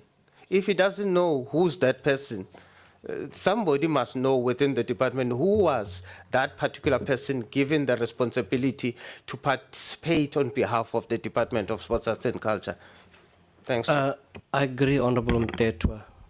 The department was the funding agent, so to speak. They funded the whole thing. The Department of Public Works was the implementing agent. And the reports that we have received thus far was that there was involvement from, I almost wanted to say our side, from the Department of Sports, Arts and Culture in that particular meetings that Honourable Mtetwa is referring to. But let's not dictate to the department who to respond and who not to respond. There are officials in their designated areas. In this particular case, Mr. Mogwera, who is giving that feedback. And if, Mr. Mogwera, that's why I'm saying you sound like a lawyer. If you can tell us from Department of Sports, Arts and Culture, who was designated to that particular forum, because, you know, we have that bank, that state-owned bank, we had DP, Department of Sports, Arts and Culture, and we had Public Works. So there was a lot of synergy in all of these role players. Now we want to know who has the department seconded to that particular developments, because if I give money and I'm part and parcel of Department of Sports and Arts and Culture, I must oversee that project in terms of oversight from the Department of Sports, Arts and Culture. Deputy Minister. No, Chair, thank you very much. I think we are noting that Sarah Bartman continues to become a thorny issue in our debates. And at some point, we will really need to confront the realities that are there. And I was just checking, you know, when Honorable Mulezani posed the question directly to me as the political head of the department, and just a quick glance, I noticed that all of us were not there during that time, you know. There's nothing wrong with that question, Chair. Maybe can we request an opportunity to go and do our investigation, then we'll come in and report to the committee. That sounds progressive, TM. Thanks, Chair. Can we wrap it up? I really want members. I see a lot of WhatsApp of people indicating Chairperson Chwarekitlala and all of those things. I really want members, also an opportunity to have a bite. But let's proceed. I'm going to give you another 5 minutes. And as said, Honorable Molotsane, do you want the questions to return in writing, the answers? Yes, Chair. It definitely is, Chair. Yeah. Let's do this. But let me wrap up. Let me wrap up with the following comments. A number of issues has been raised now. I've made notes, and I think the professional staff will also do so. But I want to say to members here today, members, and I want every member to pay attention. Our job is not in vain. The minister made my day now here today, and the department, stating very clear to say that we are not financing CCIFSA. And I can tell you, when these issues comes up that we have problems with, the political clause of this committee is coming out like this. And under discussion is the reluctance of supporting a budget of Department of Sports, Arts and Culture if they don't comply. And we are happy to witness, to see, and to observe that there is some sort of cooperation and an appetite. Also with the inputs during the oversight with Mr. Mugwera. We really appreciate that. And I think we are on the right path. I'm also now maybe criticized because I'm now addressing Department of Sports and Arts and Culture as a politician. And I don't think we should fear the austerity measures. I don't think we should be bothered by monies. The answer is simple. And I hear the argument about the children and the athletes. The answer is simple. If you don't comply, take that money, CFO. Take that money. The issue that Honorable Jacobs have mentioned to say rationalize, bring all this into one basket. Because our monies, the community's monies are being used by people to use it as their own fiefdoms. It cannot happen. It cannot happen. I just received, while we were speaking now, I just received an SMS, a WhatsApp, with someone not knowing that we have a meeting on the issue pertaining to the Northwest Province. And let me read it quick. I'm busy closing. It states, just wanted to check something with you on the stadium project. We are visiting here today, and now they're saying the contractor tooled down because he was not paid since last year, June, July. But we were there and we did not find these things out. We were there. All of us, a lot of role players. Municipality is saying that the department undertook to pay an additional 20 million. But I'm going to WhatsApp it to you, DG. To complete the project, but it's uncertain why they are running short on the budget they got. Did any of this come up during your visit? So these are the issues that we are facing as a collective, not only members of Parliament, as a collective. These are the issues that we are facing. And Honorable Mthethwa has mentioned the M&E of the department. That M&E should spread as far as, and what we have here today, the AG as well as SIU. The issue raised by Honorable Mthethwa, I've just spoken to the Portfolio Committee Secretary. It seems possible and viable that we may, and please take cognizance of that, SIU, we may invite to come and give us during our strat plan a more, overlook or explanation on how you are working. On behalf of the committee, I would like to appeal to the Department of Sports, Arts and Culture to consider to stop the recycling. If someone is in a position here at Robben Island Museum, and there's a case. Honorable Gabo spoke to precautionary suspension. I don't know whether that also include pay with go rest with leave and with pay and all of that. Send the person home, because what is the message to that person? Don't worry, it doesn't look that you are guilty. We'll just send you that side and we will investigate. And that is the problem that we as a committee have. The issue raised by Honorable Gabo, I mean, it's reported, and Honorable Moletsane acting. We cannot be told that it is not acting. It is not acting. Now, on behalf of the committee, I want to do the following, and that is to ask the list. To ask the list, and we must actually make that committee members go out in your communities and make that known. Ask a list of monies that has been stopped to entities, so that the athletes must know, oh, okay. Because we are giving money and that money are not being utilized.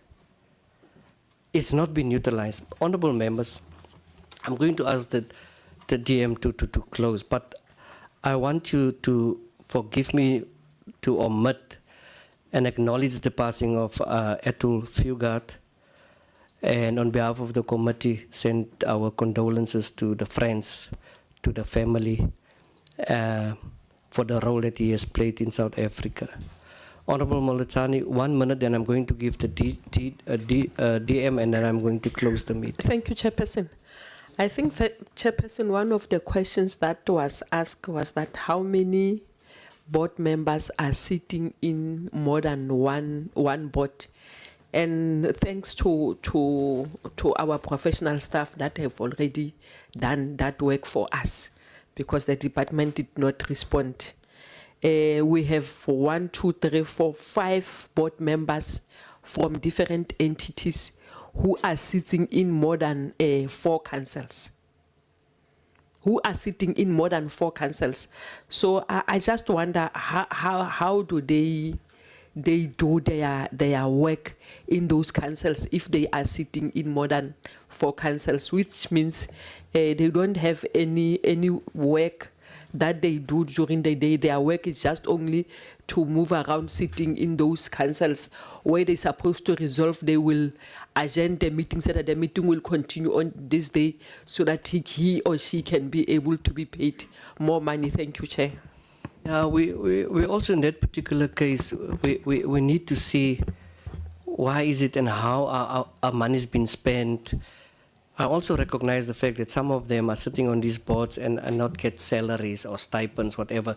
But we have to interrogate that, because we don't want guardian angels for particular boards. You know, we want people representing those particular entities in that particular boards on really on a dignified manner. DM, please, closing remarks. Thank you very much, Chair. I think we had a productive meeting. Unfortunately, it is set to carry the sins of the incumbent. We cannot say that we're not party to this. Therefore, I wish we could use the approach that Honorable Papa Penny suggested, that we just close the books and move on. But it's not easy to do that. You know, I also calculated just my wrong maths, you know, I might be wrong. But looking at the money spent to date, it's almost 4 million. With 4 million, we can build swimming pools in rural areas. You know, we can change the lives of others with that 4 million. But it's just a reflection. Investigations are important. And we'll continue with this important exercise. I want to summarize, Chair, not maybe to try to answer questions. Questions that were not responded to, where members feel that they need more information. We can still do that in writing. And maybe just to propose that the financial oversight should be a standing item of the committee, maybe just once quarterly, where we can just reflect on how monies are spent and who gets what and why. I think there's nothing wrong with that, just once quarterly, you know, without us losing focus. I also want to urge the department and those that are involved in investigations that they must try to move with speed, and we should find finality on all allegations that were raised back as 2002, so that we can move on. Chair, I want to assure the portfolio committee that the appointment of senior staff members, it is very urgent, and it is receiving the necessary attention, as the minister has alluded to the process. I think across all sections, we'll make sure that we do appoint senior members. If members are following the department's website, they will see that there are senior positions also that have been advertised. Also in relation to the appointment of the Director General as well, we are moving towards that.